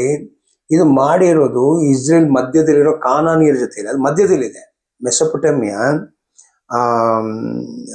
ಇದು ಮೆಸೊಪೊಟೇಮಿಯಾ ಅಲ್ವಾ, ಅದು ಇರಾನ್, ಇರಾಕ್. ಅದು ಹಂಗಾದ್ರೆ ಸ್ವಲ್ಪ ಏನ್ ಹೇಳೋದು, ಉತ್ತರ ಆ ಕಡೆ ಬರೋದು, ಆ ಜಾಗದಲ್ಲಿ ಇರೋರು. ಅದಕ್ಕೆ ದೇವರು ಆ ಅರಸರುಗಳಿಗೆ ಒಪ್ಪಿಸ್ಬಿಟ್ರು. ಹಾಗಾದ್ರೆ ಇದು ಪೂರ್ತಿ ಇಸ್ರೇಲ್ ಒಪ್ಪಿಸಕ್ಕಾಗಲ್ಲ. ಕಾರಣ ಇವರು ಸುತ್ತು ಇರೋದೇನು? ಇವರು ಸುತ್ತು ಇರೋದು ಅಮೋರಿಯರ್ ಇದ್ದಾರೆ, ಮೋವಾಬ್ ಇದ್ದಾರೆ, ಏದೋಮ್ಯರ್ ಇದ್ದಾರೆ, ಫಿಲಿಸ್ತೀರ್ ಇದ್ದಾರೆ. ಇದು ಬಿಟ್ಟಿರೋದು ಅಲ್ಲಿ ಮಾತ್ರ. ಹಾಗಾದ್ರೆ ಇವರಿಗೆ ಒಂದು ಆ ಶತ್ರುಗಳ ಮಧ್ಯದಲ್ಲಿ ಬಿಟ್ಟಿರೋದು ಅಲ್ಲಿ ಮಾತ್ರ. ಈಗ ಏನಾಗ್ಬೇಕು, ಅದು ಜಾಸ್ತಿ ತಪ್ಪು ಬಂತು, ಜಾಸ್ತಿ ಪಾಪ ಮಾಡ್ತಿದ್ದಾರೆ. ಅದಕ್ಕೆ ಅವ್ರನ್ನ ಬಿಟ್ಬಿಟ್ರು. ಈಗ ಅಲ್ಲಿ ಏನಾಯ್ತು, ಅವರು ನೆಕ್ಸ್ಟ್ 9ನೇ ವಾಕ್ಯ. ಇಸ್ರಾಯೇಲ್ಯರು ಯೆಹೋವನಿಗೆ ಮೊರೆಯಿಟ್ಟಾಗ ಆತನು ಅವರನ್ನು ಬಿಡಿಸುವುದಕ್ಕೋಸ್ಕರ ರಕ್ಷಕನನ್ನು ಎಬ್ಬಿಸಿದನು. ಕಾಲೇಬನ ತಮ್ಮನು ಕೆನಜನ ಮಗನೂ ಆದ ಒತ್ನಿಯೇಲನೇ ಆ ರಕ್ಷಕನು. ನೋಡಿದ್ರ ಈಗ ಏನ್ ಮಾಡಿದ್ರು? ಇದು ನೋಡಿ, ಈಗ ಒತ್ನಿಯೇಲ್ ಬಂದು ಬೇರೆ ಯಹೂದ ಗೋತ್ರದಲ್ಲಿರೋ ವ್ಯಕ್ತಿ ಅವರು. ಹಾಗಾದ್ರೆ ಇವ್ರು ಯಾರಿಗೆ ರಕ್ಷಣೆ ಮಾಡ್ತಾ ಇರೋದು? ಬೇರೆ ಮೇನ್ ಆಗಿ ಬಂದಿರೋ ಶತ್ರು ಈಗ ಇವ್ರಿಗೆ ವಿರೋಧವಾಗಿ. ಬೇರೆಲ್ಲ ಗೋತ್ರ ಇಲ್ಲ ಇಲ್ಲಿ. ಸೊ ಏನಾಯ್ತು, ಅಲ್ಲಿ ಇವರು ಅವ್ರನ್ನು ಬಿಡುಗಡೆ ಮಾಡಿ, ಇವರು ಎಷ್ಟು ವರ್ಷ ಅಲ್ಲಿ ಆಳ್ವಿಕೆ ಮಾಡಿದ್ರು? 40 ವರ್ಷ ಇಲ್ಲದೆ ನೋಡಿ. 11 ದೇಶದಲ್ಲಿ 40 ವರ್ಷಗಳ ಪರ್ಯಂತರ ಸಮಾಧಾನವಿತ್ತು. ನೋಡಿ, ದೇಶ ಅಂದ್ರೆ ಯಾವ ದೇಶ? ಇಡೀ ಇಸ್ರೇಲ್ ದೇಶ ಅಲ್ಲ. ಕಾರಣ ಫಿಲಿಸ್ತೀರ್ ಪಕ್ಕದಲ್ಲಿರೋದು ಬೇರೆ, ಮೋವಾಬ್ ಪಕ್ಕದಲ್ಲಿರೋದು ಬೇರೆ. ಆಗ ಇದು ಎಲ್ಲಿ ಬಂತು? ಒತ್ತಾನೆಯಲ್ಲಿ ಎಲ್ಲಿ ಆಳ್ವಿಕೆ ಮಾಡ್ತಿದ್ದಾನೆ? ಒತ್ತಾನೆಯಲ್ಲಿ ಯಹೂದ ಗೋತ್ರದಲ್ಲಿರೋ ವ್ಯಕ್ತಿ. ಹಾಗಾದ್ರೆ ಹೆಚ್ಚಾಗಿ ಬೆಂಜಮಿನ್ ಗೋತ್ರ ಅಲ್ಲೇ ಇತ್ತು. ಇವರೆಲ್ಲರಿಗೂ ಸ್ವಲ್ಪ ಬೆನಿಫಿಟ್, ಸ್ವಲ್ಪ ದಾನವಲ್ಲಿದ್ದರು. ಇವ್ರ ಜೊತೆಯಲ್ಲಿ ಮಧ್ಯದಲ್ಲಿ ಸ್ವಲ್ಪ ದಾನ ಇದ್ರು. ಇವರೆಲ್ಲರಿಗೂ ಸಹಾಯ ಆಗಿರ್ತದೆ. ಆಯ್ತಾ? ಈಗ ಇವರು ತೀರೋಗ್ಬಿಟ್ರು, ಒತ್ನಿಯೇಲ್ ತೀರೋಗ್ಬಿಟ್ರು. ತರುವಾಯ ಕೆನಜನ ಮಗನಾದ ಒತ್ನಿಯೇಲನು ಮರಣ ಹೊಂದಿದನು. ಇಸ್ರಾಯೇಲ್ಯರು ತಿರುಗಿ ಯೆಹೋವನ ದೃಷ್ಟಿಯಲ್ಲಿ ದ್ರೋಹಿಗಳಾದರು. ಆತನು ಅವರ ದ್ರೋಹದ ನಿಮಿತ್ತ ಮೋವಾಬ್ಯರ ಅರಸನಾದ ಎಗ್ಲೋನನನ್ನು ಅವರಿಗೆ ವಿರೋಧವಾಗಿ ಈಗ ಮೋವಾಬ್ ಅರಸ ಎಲ್ಲಿದ್ದಾನೆ? ಮೋವಾಬ್ ಅರಸ ಇರೋದು ಅರಣ್ಯ ಈ ಲವಣ ಸಮುದ್ರದ ಮೇಲೆ ಸ್ವಲ್ಪ ನಾರ್ತ್ ಅಲ್ಲಿ ಮತ್ತು ಪೂರ್ವ ಸೈಡು, ಯೋರ್ದಾನ್ಗೆ ಪೂರ್ವ ಸೈಡಲ್ಲಿ ಮೋವಾಬಲ್ಲಿ ಇರೋದು. ಅಮ್ಮೋನು ಅಲ್ಲಿ ಇದ್ದಾರೆ. ಆಗ ಇದು ದೇಶನೇ ಬೇರೆ ಆಯ್ತು, ಅಲ್ಲಿ ಒಪ್ಪಿಸ್ಬಿಟ್ರಂತೆ. ಈಗ ಅವ್ರು ಏನ್ ಮಾಡ್ತಾರೆ, ಈಗ ಅಮ್ಮೋನ್ ಫುಲ್ ಇಸ್ರೇಲ್ ಆಳ್ವಿಕೆ ಮಾಡೋಕ್ಕಾಗಲ್ಲ. ಆಗ ಇದು ಸ್ಟೋರಿ ಈಗ ಬರ್ತಾ ಇರೋದು ಯಾರ ಬಗ್ಗೆ ಮಾತ್ರ, ಈ ಸ್ಟೋರಿ ಬರ್ತಾ ಇರೋದು ಯೂದದ ಗೋತ್ರದ ಮಾತ್ರ ಬರ್ತಾ ಇದೆ ಈಗ ಇಲ್ಲಿ ಹೇಳ್ತಾ ಇರೋದು. ಆಗ ಅವ್ರು ಏನ್ ಮಾಡಿದ್ರು, ತಿರ್ಗಾ ತಪ್ಪು ಮಾಡುವಾಗ ಅಲ್ಲಿ ದೇವರು ಯಹೂದನ್ನು ಒಬ್ಬರನ್ನು ಎಬ್ಬರಿಸ್ತಾರೆ ಈಗ. ಓಕೆ, ಅವ್ರ ಹೆಸರನ್ನ ಯಹೂದು ಅಲ್ವಾ. ನೋಡಿ ಅವ್ರು ಯಾರು ನೋಡಿ ಈಗ 15ನೇ ವಾಕ್ಯ. 15. ಅವರನ್ನು ರಕ್ಷಿಸುವುದಕ್ಕೋಸ್ಕರ ಬೆನ್ಯಾಮೀನ್ ಕುಲದ ಗೇರನ ಮಗನಾದ ಯಹೂದನನ್ನು ಎಬ್ಬಿಸಿದನು. ನೋಡಿದ ಅದೇ ನಾನು ಹೇಳಿದೆ ನಿಮ್ಗೆ, ಇಲ್ಲಿ ಸೌತ್ ಅಲ್ಲಿರುವ ಅಲ್ಲಿ ಸ್ವಲ್ಪ ಬೆಂಜಮಿನ್ ಇದ್ರು, ಯೂದ ಇದ್ರು, ಈ ತರ ಅಲ್ಲಿರುವ ಈ ವ್ಯಕ್ತಿನ ಎಬ್ಬರಿಸಿ ಇವ್ರು ಯುದ್ಧ ಮಾಡಕ್ ಹೋದ್ರು ಅವ್ರ ಜೊತೆಯಲ್ಲಿ ಮೋವಾಬ್ ಅರಸನಿಗೆ ವಿರುದ್ಧವಾಗಿ. ಹಂಗೆ ಏನಾಯ್ತು, ಯಹೂದ್ ಗೆದ್ಬಿಟ್ರು. ಯಹೂದ್ ಜೊತೆಲಿ ದೇವರಿದ್ರು. ಆಮೇಲೆ ಯಹೂದ್ ಎಷ್ಟು ವರ್ಷ ಆಳ್ವಿಕೆ ಮಾಡಿದ್ರು, ಅವರು ಒಂದು 40 ಯಹೂದು ಇದು ಯಹೂದು ಸತ್ತದ ನಂತರ ನೋಡಿ ಯಹೂದು ಎಷ್ಟು ವರ್ಷ ಆಳ್ವಿಕೆ ಮಾಡೋದು ಅಂತ ಅಲ್ಲೇ ಇರ್ತದೆ ನೋಡಿ. ಮೋವಾಬ್ 30ನೇ ವಾಕ್ಯ ಓದಿ. ಆ ದಿವಸಗಳಲ್ಲಿ ಮೋವಾಬ್ಯರು ಇಸ್ರಾಯೇಲ್ಯರಿಂದ ತಗ್ಗಿಸಲ್ಪಟ್ಟರು. ದೇಶದಲ್ಲಿ 80 ವರ್ಷ ಸಮಾಧಾನವಿತ್ತು. ಹಾಗಾದ್ರೆ ನೋಡಿ, ಮೋವಾಬ್ ಅವ್ರು ಏನ್ ಮಾಡ್ಲಿಲ್ಲ, ಬರೀ ಮೋವಾಬಲು ಅವ್ರ ಜಾಗದಲ್ಲಿ ಇರುವ ಇಸ್ರೇಲನ್ನು 80 ವರ್ಷ ಏನು ಮಾಡಿಲ್ಲ ಅಂತೆ, ರೆಸ್ಟ್ ಇತ್ತು. ಸೊ ಹಾಗಾದ್ರೆ ಒಂದು ಹೊತ್ತಾನಲ್ಲಿ 40 ಆಯ್ತು, ಇನ್ನು 80, 120 ವರ್ಷ ಆಗ್ತಾ ಇದೆ. ಅಲ್ಲಿ 80 ವರ್ಷ ತನಕ ಮೋವಾಬ್ ಏನು ಮಾಡಿಲ್ಲ ಇವರನ್ನು. ಇದು ಒಂದು ಸ್ಟೋರಿ ಆಯ್ತು. ಈಗ ನೆಕ್ಸ್ಟ್ ನೋಡಿ, ನ್ಯಾಯಸ್ಥಾಪಕರು 4ನೇ ಇದರಲ್ಲಿ ಯೆಹೂದನು ಮರಣ ಹೊಂದಿದ ನಂತರ ಇಸ್ರಾಯೇಲ್ಯರು ತಿರುಗಿ ಯೆಹೋವನ ದೃಷ್ಟಿಯಲ್ಲಿ ದ್ರೋಹಿಗಳಾದದರಿಂದ ಆತನು ಅವರನ್ನು ಹಾಚೋರಿನಲ್ಲಿ ಆಳುತ್ತಿದ್ದ ಕಾನಾನ್ಯರ ರಾಜನಾದ ಯಾಬೀನನಿಗೆ ಮಾರಿಬಿಟ್ಟನು. ಈಗ ಕಾನಾನ್ ಅಂದ್ರೆ ಸೆಂಟ್ರು, ಈ ಕಾನಾನಿರುವ ಒಂದು ಜಾಗ ಅದು. ಅಲ್ಲೇ ಪರಿಸಿಯರು, ಹಿವಿಯರು ಅಂತೆಲ್ಲ ಇದ್ದಾರೆ. ಇದು ಬರೀ ಕಾನಾನಿಯರು. ಈಗ ಅದ್ರೊಳಗೆ ಒಂದು ಪ್ರಾಂತ ಇದು. ಇವ್ರ ಹತ್ರ ಎಲ್ಲ ರಥಗಳೆಲ್ಲ ಇದೆ, ಕಬ್ಬಿಣಗಳೆಲ್ಲ ಇದೆ, ಆಯ್ತಾ. ಸೊ ಯುದ್ಧ ಮಾಡಕ್ಕೆ ಹೆಂಗೀಗ ಯಾರಿಗೂ ಧೈರ್ಯ ಇಲ್ಲ.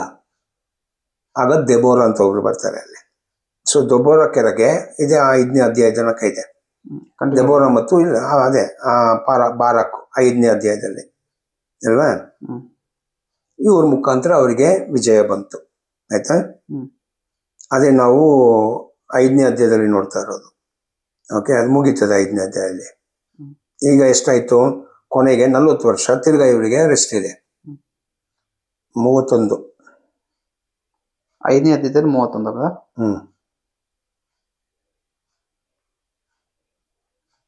ಯೆಹೋವನ ಎಲ್ಲಾ ಶತ್ರುಗಳು ಇವರಂತೆಯೇ ನಾಶವಾಗಲಿ. ಆತನ ಭಕ್ತರು ಪ್ರತಾಪದಿಂದ ಉದಯಿಸುವ ಸೂರ್ಯನಂತಿರಲಿ.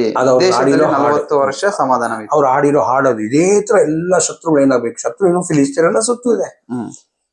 ದೆಬೋರ ಅವರೆಲ್ಲ ಹಾಡ್ತಾ ಇರೋದು ಇದೇ ತರ, ಎಲ್ಲರೂ ಏನಾಗ್ಲಿ ನಾಶ ಆಗ್ಲಿ ಅಂತ. ಆಮೇಲೆ ಒಂದೇ ವಾಕ್ಯದಲ್ಲಿ ಬರ್ಬಿಟ್ರು 40 ವರ್ಷ ತೊಂದರೆ ಇರಲಿಲ್ಲ ಇವರಿಗೆ. ಇವರು ದೇವ್ರ ಮಾತು ಕೇಳಿ ನಡಿ. ಮತ್ತೆ ಈ ತಲಾಂತರ ಹೋಗಿದ್ಮೇಲೆ ತಿರ್ಗಾ ಹೊಸ ತಲಾಂತರ ಬರುವಾಗ ಇವರೇ ದೇವರಿಗೆ ಅಭಿದ್ಯರಾಗೋದು. ಆ ಥರ ಈಗ ನಮಗೆ 6ನೇ ಅಧ್ಯಾಯದಲ್ಲಿ ತಿರ್ಗಾ ಏನು ಮಾಡ್ತಾರೆ, ಇವರು ಅನ್ಯಾಯ ಮಾಡ್ತಾರೆ. ತಿರ್ಗಾ ಅನ್ಯಾಯ ಮಾಡುವಾಗ ಈಗ ಮೀದಿಯನ್ಗೆ ಕಳಿಸ್ಬಿಡ್ತಾರೆ. ಈಗ ಮೀದಿಯನ್ ಇರೋದು ಎಲ್ಲಿ ಅಂತ ನೋಡಿ. ಮೀದಿಯನ್ ಇರೋದು ಸೌದಿ ಅರೇಬಿಯಾ ಆ ಕಡೆ ಬರ್ತಾ ಇದಾರಲ್ಲ.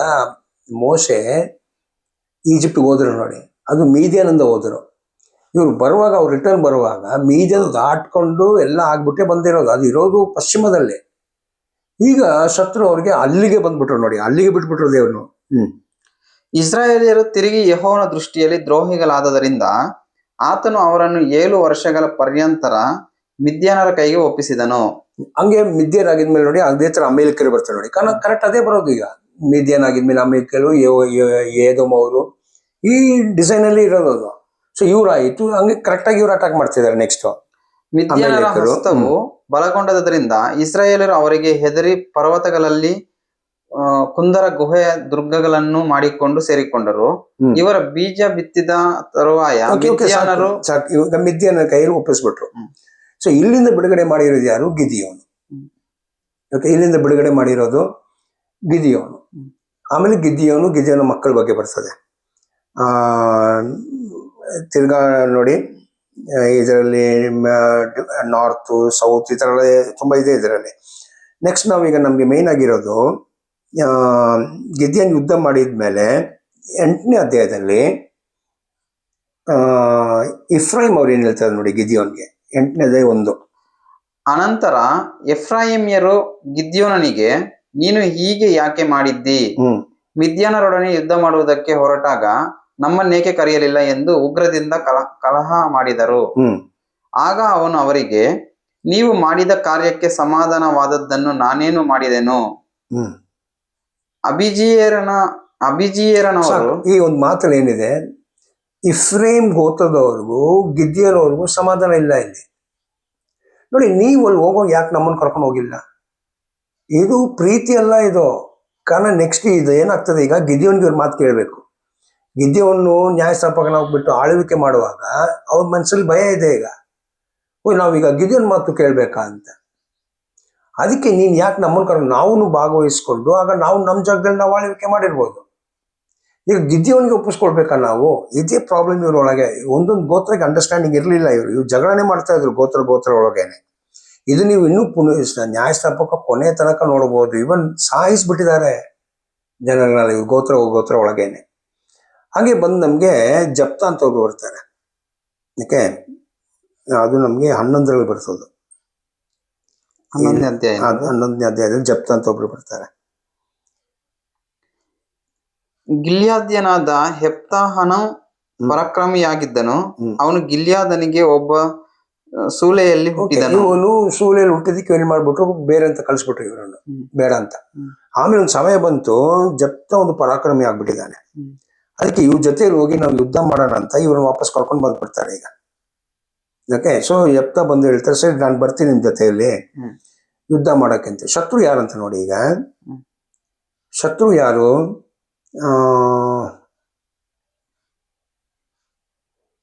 ಈ ಮೋವಾಬ್ ಫಸ್ಟ್ ಜಪ್ತ ಓದಿ ಅಲ್ಲೇ 14ನೇ ವಾಕ್ಯ ಓದಿ. ಯೆಪ್ತಾಹನು ಇನ್ನೊಂದು ಸಾರಿ ಅಮ್ಮೋನಿಯರ ಅರಸನ ಬಳಿಗೆ ದೂತರನ್ನು ಕಳುಹಿಸಿದನು. ಈಗ ಶತ್ರು ಅಮ್ಮೋನು. ಈ ಅಮ್ಮೋನನ್ನು ಸೋಲ್ಸಿರೋದು ಯಾರು? ಈ ಅಮ್ಮೋನನ್ನು ಸೋಲ್ಸಿರೋದು ಮೋಶೆ. ಸೋಲ್ಸುವಾಗ ಹೆಂಗ್ ಇವ್ರನ್ನ ನಾಶ ಮಾಡ್ಬಿಟ್ರಂದ್ರೆ, ಇವ್ರಿಗೆ ತಿರ್ಗಾ ಒಂದು ರಾಜ್ಯವಾಗಿ ಬರೋಕೆ ಸಮಯ ಆಯ್ತು. ಇವಾಗ ತಿರ್ಗಾ ರಾಜ್ಯವಾಗಿ ಎದ್ದು ಬಂದಿದ್ದಾರೆ. ಸ್ವಲ್ಪ ಜನ ಬಿಟ್ಟಿರ್ತಾರಲ್ಲ, ಅವ್ರು ಬಂದ್ಬಿಟ್ರೆ ಈಗ ಅವ್ರು ಯುದ್ಧ ಮಾಡಕ್ ಬಂದಿದ್ದಾರೆ ಇಸ್ರೇಲ್ ಹತ್ರ. ಇದು ನೋಡಿ ಶತ್ರು ಎಲ್ಲಿದೆ ಅಂತ. ಇದು ಈ ಅಮ್ಮೋನಿಯರು ಹೇಳುವಾಗ ಜಪ್ತ ಹತ್ರ ಹೋಗಿ ಕೇಳಿ, ಜಪ್ತ ಬಂದು ಅಮ್ಮೋನಿಗೆ ಯುದ್ಧ ಮಾಡೋಕ್ ಮುಂಚೆ ಹೇಳ್ತಾರೆ, ನೋಡಿ ನೀವೇನಕ್ಕೆ ಯುದ್ಧ ಮಾಡ್ತಾ ಇದ್ದೀರಾ?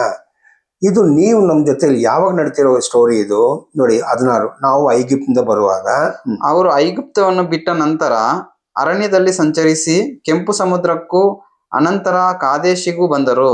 ನೋಡ್ದ, ನಾವು ಅಲ್ಲಿಂದ ಬರುವಾಗ ನಾವು ಏದೋಮ್ ಹತ್ರ ಕೇಳಿದೀವಿ, ಅಮೇಲಿಕರ ಹತ್ರ ಕೇಳಿ ನಾವು ಯುದ್ಧ ಮಾಡಲ್ಲ, ನಾವು ಸುಮ್ಮನೆ ನಿಮ್ಮ ಬಾರ್ಡ್ರಲ್ಲಿ ನಾವು ಹೋಗ್ಬಿಡ್ತೀವಿ, ನಾವು ಹೋಗ್ತಾ ಇರೋದು ಕಾನಾನಿಗೆ, ನಮ್ಮನ್ನು ಹೋಗೋಕ್ ಬಿಡಿ ಅಂತ ಹೇಳುವಾಗ ಬಿಟ್ಟಿಲ್ಲ ಅಂತೆ ಮೋಶೆಯನ್ನು. ಯುದ್ಧ ಮಾಡಿ ಅಂತ. ಅದೇ ಮೋಶೆ ಮಾಡಿರೋ ಫಸ್ಟ್ ಯುದ್ಧಗಳು. ಅಮೇರಿಕರು, ಈ ಮೋವಾಬು, ಬಾಲಕರ್ಸ, ಅಲ್ಲೇ ಬಾಲ್ಪಿಯರ್ ಎಲ್ಲ ಬರೋದು, ಬಿಲಿಯಾಮ್ ಎಲ್ಲ ಬರೋದು, ಆ ಸ್ಟೋರಿ ಇದು. ಆಗ ಅಲ್ಲಿ ಇವರು ಅದನ್ನು ಯುದ್ಧ ಮಾಡಿ ಇವ್ರು ಗೆದ್ದುಬಿಟ್ರು. ಆಗ ಇವರು 21ರಲ್ಲಿ ಮಾತು ಹೇಳ್ತಾ ಇರೋದು ನೋಡಿ. ಯಾರು? ನಮ್ಮ ಜಪ್ತ.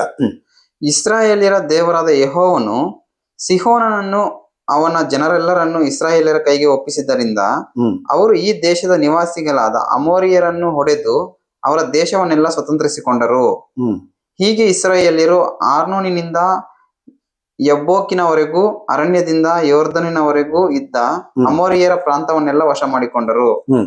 ಇಸ್ರಾಯೇಲ್ ದೇವರಾದ ಯೆಹೋವನು ಈ ದೇಶವನ್ನು ಅಮೋರಿಯರಿಂದ ತೆಗೆದು ತನ್ನ ಪ್ರಜೆಗಳಾದ ಇಸ್ರಾಯೇಲರಿಗೆ ಕೊಟ್ಟ ಮೇಲೆ ನೀನು ಅದನ್ನು ತೆಗೆದುಕೊಳ್ಳುವುದು ಹೇಗೆ? ನೋಡಿದ್ರೆ ಈಗ ಏನಂತಿದೆ ನೋಡು ಅರ್ಸ, ಚೆನ್ನಾಗಿ ಅರ್ಥ ಮಾಡ್ಕೊಳ್ಳಿ. ನೀನು ಅರ್ಸ, ನಾವು ಸುಮ್ಮನೆ ಹೋಗ್ತೀವಿ ಅಂತ ಹೇಳಿದೀವಿ, ನೀವು ನಮ್ಮ ಹತ್ರ ಯುದ್ಧಕ್ಕೆ ಬಂದಿರ್ಯಾ, ನೀವು ಯುದ್ಧಕ್ಕೆ ಬರುವಾಗ ಏನಾಯ್ತು, ನಮ್ ದೇವ್ರು ಬಿಟ್ಟಿಲ್ಲ ನಿಮ್ಮನ್ನು. ನಮ್ ದೇವ್ರಿಗೆ ಯುದ್ಧ ಮಾಡಿ ನಿಮ್ಮ ಜಾಗನ ತಗೊಂಡು ನಮ್ಗೆ ಕೊಟ್ಬಿಟ್ರು. ಈಗ ನಾವು ಅದ್ರಲ್ಲಿ ವಾಸ ಮಾಡ್ತಾ ಇದೀವಿ. ನಾವ್ ಏನಕ್ಕೆ ವಾಸ ಮಾಡ್ತಾ ಇದೀವಿ? ನಮ್ಗೆ ಜ್ಞಾನ ಏನು? ನಾವೇನು ಮಾಡಿಲ್ಲ. ನಮ್ ದೇವ್ರು ನಿಮ್ ಜೊತೆಲಿ ಯುದ್ಧ ಮಾಡಿರೋದು, ಕರೆಕ್ಟ್ ಅಲ್ವಾ? ನಮ್ ದೇವ್ರು ನಿಮ್ ಜೊತೆಲಿ ಯುದ್ಧ ಮಾಡಿ ನಿಮ್ ರಾಜ್ಯ, ನಿಮ್ಮ ಅರಸನ್ನೆಲ್ಲ ಸೋಲಿಸಿ ಅದನ್ನು ಎತ್ಬಿಟ್ಟು ನಮ್ ಕೈ ಕೊಟ್ಟಿದ್ದಕ್ಕೆ ಇದು ನಮ್ಗೆ ನಮ್ ಸ್ವಂತವಾಯ್ತು. ನಾವೀಗ ವಾಸ ಮಾಡ್ಬೇಕಿಲ್ಲ.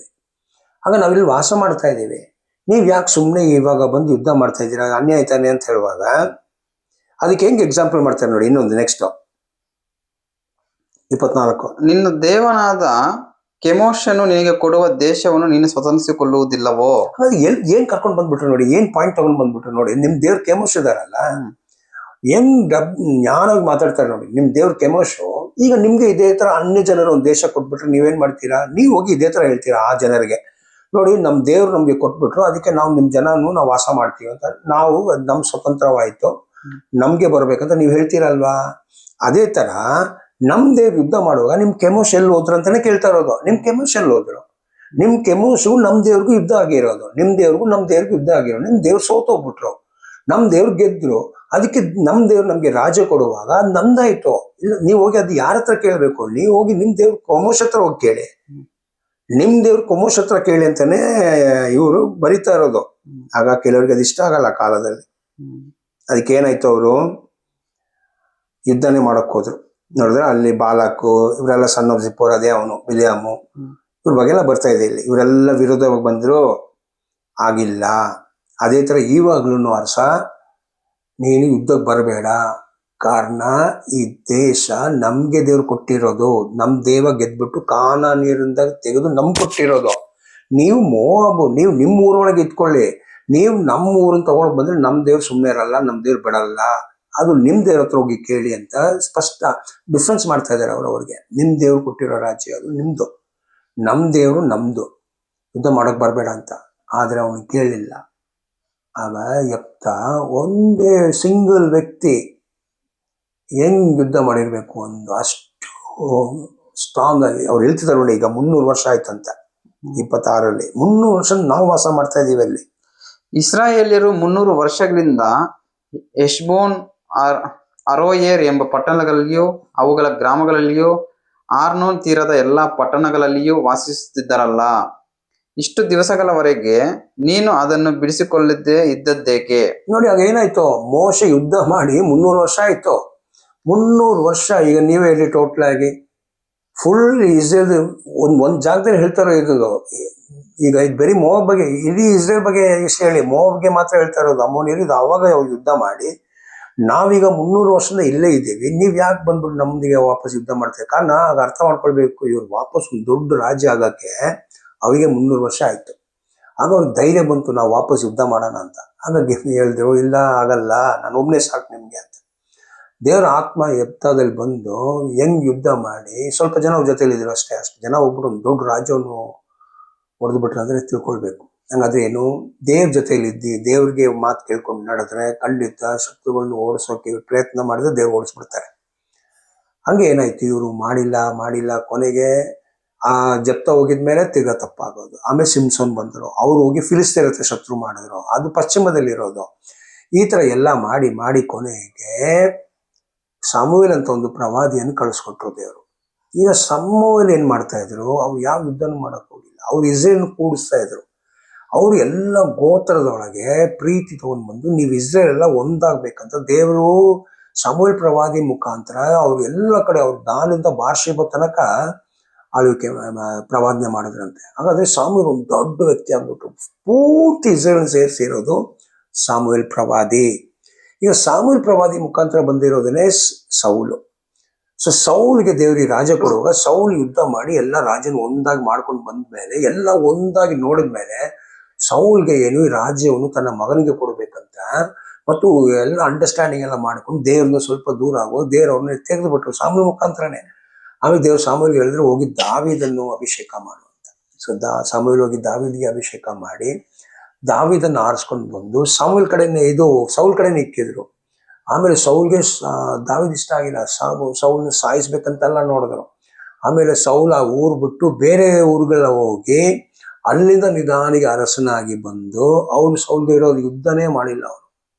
ಆಮೇಲೆ ಎಲ್ಲ ಇಸ್ರೇಲ್ ಜನ, 1 ಸಾಮುವೇಲ 2 ಸಾಮುವೇಲ ನೀವು ನೋಡ್ಬೋದು, ಎಲ್ಲ ಇಸ್ರೇಲ್ ಜನ ಬಂದು ದಾವೀದ್ ಹತ್ರ ಹೇಳಿ, ಬಾ ನೀವು ನಮ್ಮ ರಕ್ತ, ನಮ್ಮ ಮೂಳೆ, ನಮ್ಮ ಜೀವ ಅಲ್ಲ, ಬಾ ಅಂತ ಕರೆದ್ಬಿಟ್ಟು ಎಲ್ಲ ಜನರು ಅವ್ರಿಗೆ ಹೇಳ್ಬಿಟ್ಟು, ಇದು ನೀವು 1 ಸಾಮುವೇಲ 5 ನೋಡ್ಬೋದು, ಎಲ್ಲರೂ ಸೇರ್ಕೊಂಡು ಏನ್ ಮಾಡಿದ್ರು, ದಾವೀದನ ಅರಸನಾಗಿ. ಆಗ ದಾವೀದ 12 ಗೋತ್ರಕ್ಕೆ ಆಳ್ವಿಕೆ ಮಾಡಿ ಇಸ್ರೇಲನ್ನು ಒಂದು ಮ್ಯಾಪ್, ಇಸ್ರೇಲ್ಗೆ ಒಂದು ಸುರಕ್ಷವಾಗಿ ಒಂದು ಫುಲ್ ಸುತ್ತು ಗೋಪುರಗಳು ಕಟ್ಬಿಟ್ಟು, ವಾಚ್ ಟವರ್ ಇಟ್ಬಿಟ್ಟು ಒಂದು ರಾಜ್ಯವಾಗಿ ಮಾಡಿರೋದು ಇಸ್ರೇಲ್ ಅರಸ ದಾವೀದು. ಹಾಗಾದ್ರೆ ಈಗ ನೆಕ್ಸ್ಟ್ ಏನು, ಯಾವ ರಕ್ಷಣೆ ಮೋಶೆ ಯೋಶುವ ಕೊಟ್ಟರು ಇವರಿಗೆ, ಮಧ್ಯದಲ್ಲಿ ಎಲ್ಲ ಸ್ವಲ್ಪ ಸ್ವಲ್ಪ ಕಾಲ ಬಂತು. ಈಗ ದೇವರ ಚಿತ್ತ ನೆರವೇರಿಸ್ಬೇಕು. ಅದಕ್ಕೆ ದೇವರು ಏನ್ ಮಾಡಿದ್ರು, ದಾವೀದನ ಆರಿಸ್ಕೊಂಡು, ದಾವೀದ್ ಒಂದು ಅರಸನಾಗಿ ಇದ್ಕೊಂಡು, ದಾವೀದ್ ಕೆಳಗೆ ಇವರು ಮೋಶೆ ಮಾತಲ್ಲಿ ನಡೆದ್ರೆ ಭವಿಷ್ಯ ಕಾಲದಲ್ಲಿ ಇವ್ರು ಯಾಜಕರು, ರಾಜಕೀಯ ವಂಶ ಆಗ್ಬೇಕಂತ ದೇವರು ದಾವೀದನ ಆರಿಸ್ಕೊಂಡಿರೋದು. ಇಷ್ಟು ದೂರ ನಾವು ಈ ತರಗತಿಯಲ್ಲಿ ನೋಡ್ತೇವೆ. ಇನ್ನು ಮುಂದಿನ ತರಗತಿಯಲ್ಲಿ ದಾವಿಯಿಂದ ಹಿಡಿದು ಯೇಸುವ ತನಕ ಹೆಂಗಾಯ್ತು, ಹೆಂಗ್ ದಾವಿದ್ ಮಾಡೋಕ್ಕಾಯ್ತಾ, ಯಾಕೆ ದಾವಿದಿಗೆ ಮಾಡೋಕ್ಕಾಗಿಲ್ಲ, ಇಲ್ಲ ಸಾಲಮನ್ ಮಾಡಿದ್ರ, ಯಾಕೆ ಮಾಡೋಕ್ಕಾಗಿಲ್ಲ, ಏನಾಯ್ತು, ಶತ್ರುಗಳು ಗೆದ್ರ ಇಲ್ಲ ದೇವ್ರ ಜನ ಗೆದ್ರ. ಸೊ ದೇವ್ರು ಹೇಳಿರೋ ಮಾತು ಇಡೀ ಇಸ್ರೇಲ್ ಜನ ಕೇಳ್ತಾ ಇಲ್ಲ, ಸ್ವಲ್ಪ ಜನ ಕೇಳ್ತಾರೆ, ಸ್ವಲ್ಪ ಜನ ಕೇಳಲ್ಲ. ಹಂಗಾಗಿ ದೇವ್ರಿಗೆ ಎಷ್ಟು ಜನ ಬೇಕಂತಿದೆ ನೋಡಿ, ಎಷ್ಟು ಸೊಕ್ಕೆ ಜನ ಬೇಕು, ಎಷ್ಟು ಅರಸರು ಯಾಜಕರು ಬೇಕು, ಅಷ್ಟು ಜನ ಸಿಕ್ಕೋ ತನಕ ಅವರು ಯುದ್ಧ ಮಾಡಲೇಬೇಕು. ಓಕೆ, ಸೊ ನಾವು ನೆಕ್ಸ್ಟ್ ತರಗತಿಯಲ್ಲಿ ನಾವು ಇದರ ಮುಂದಿನ ಭಾಗ ನೋಡೋಣ.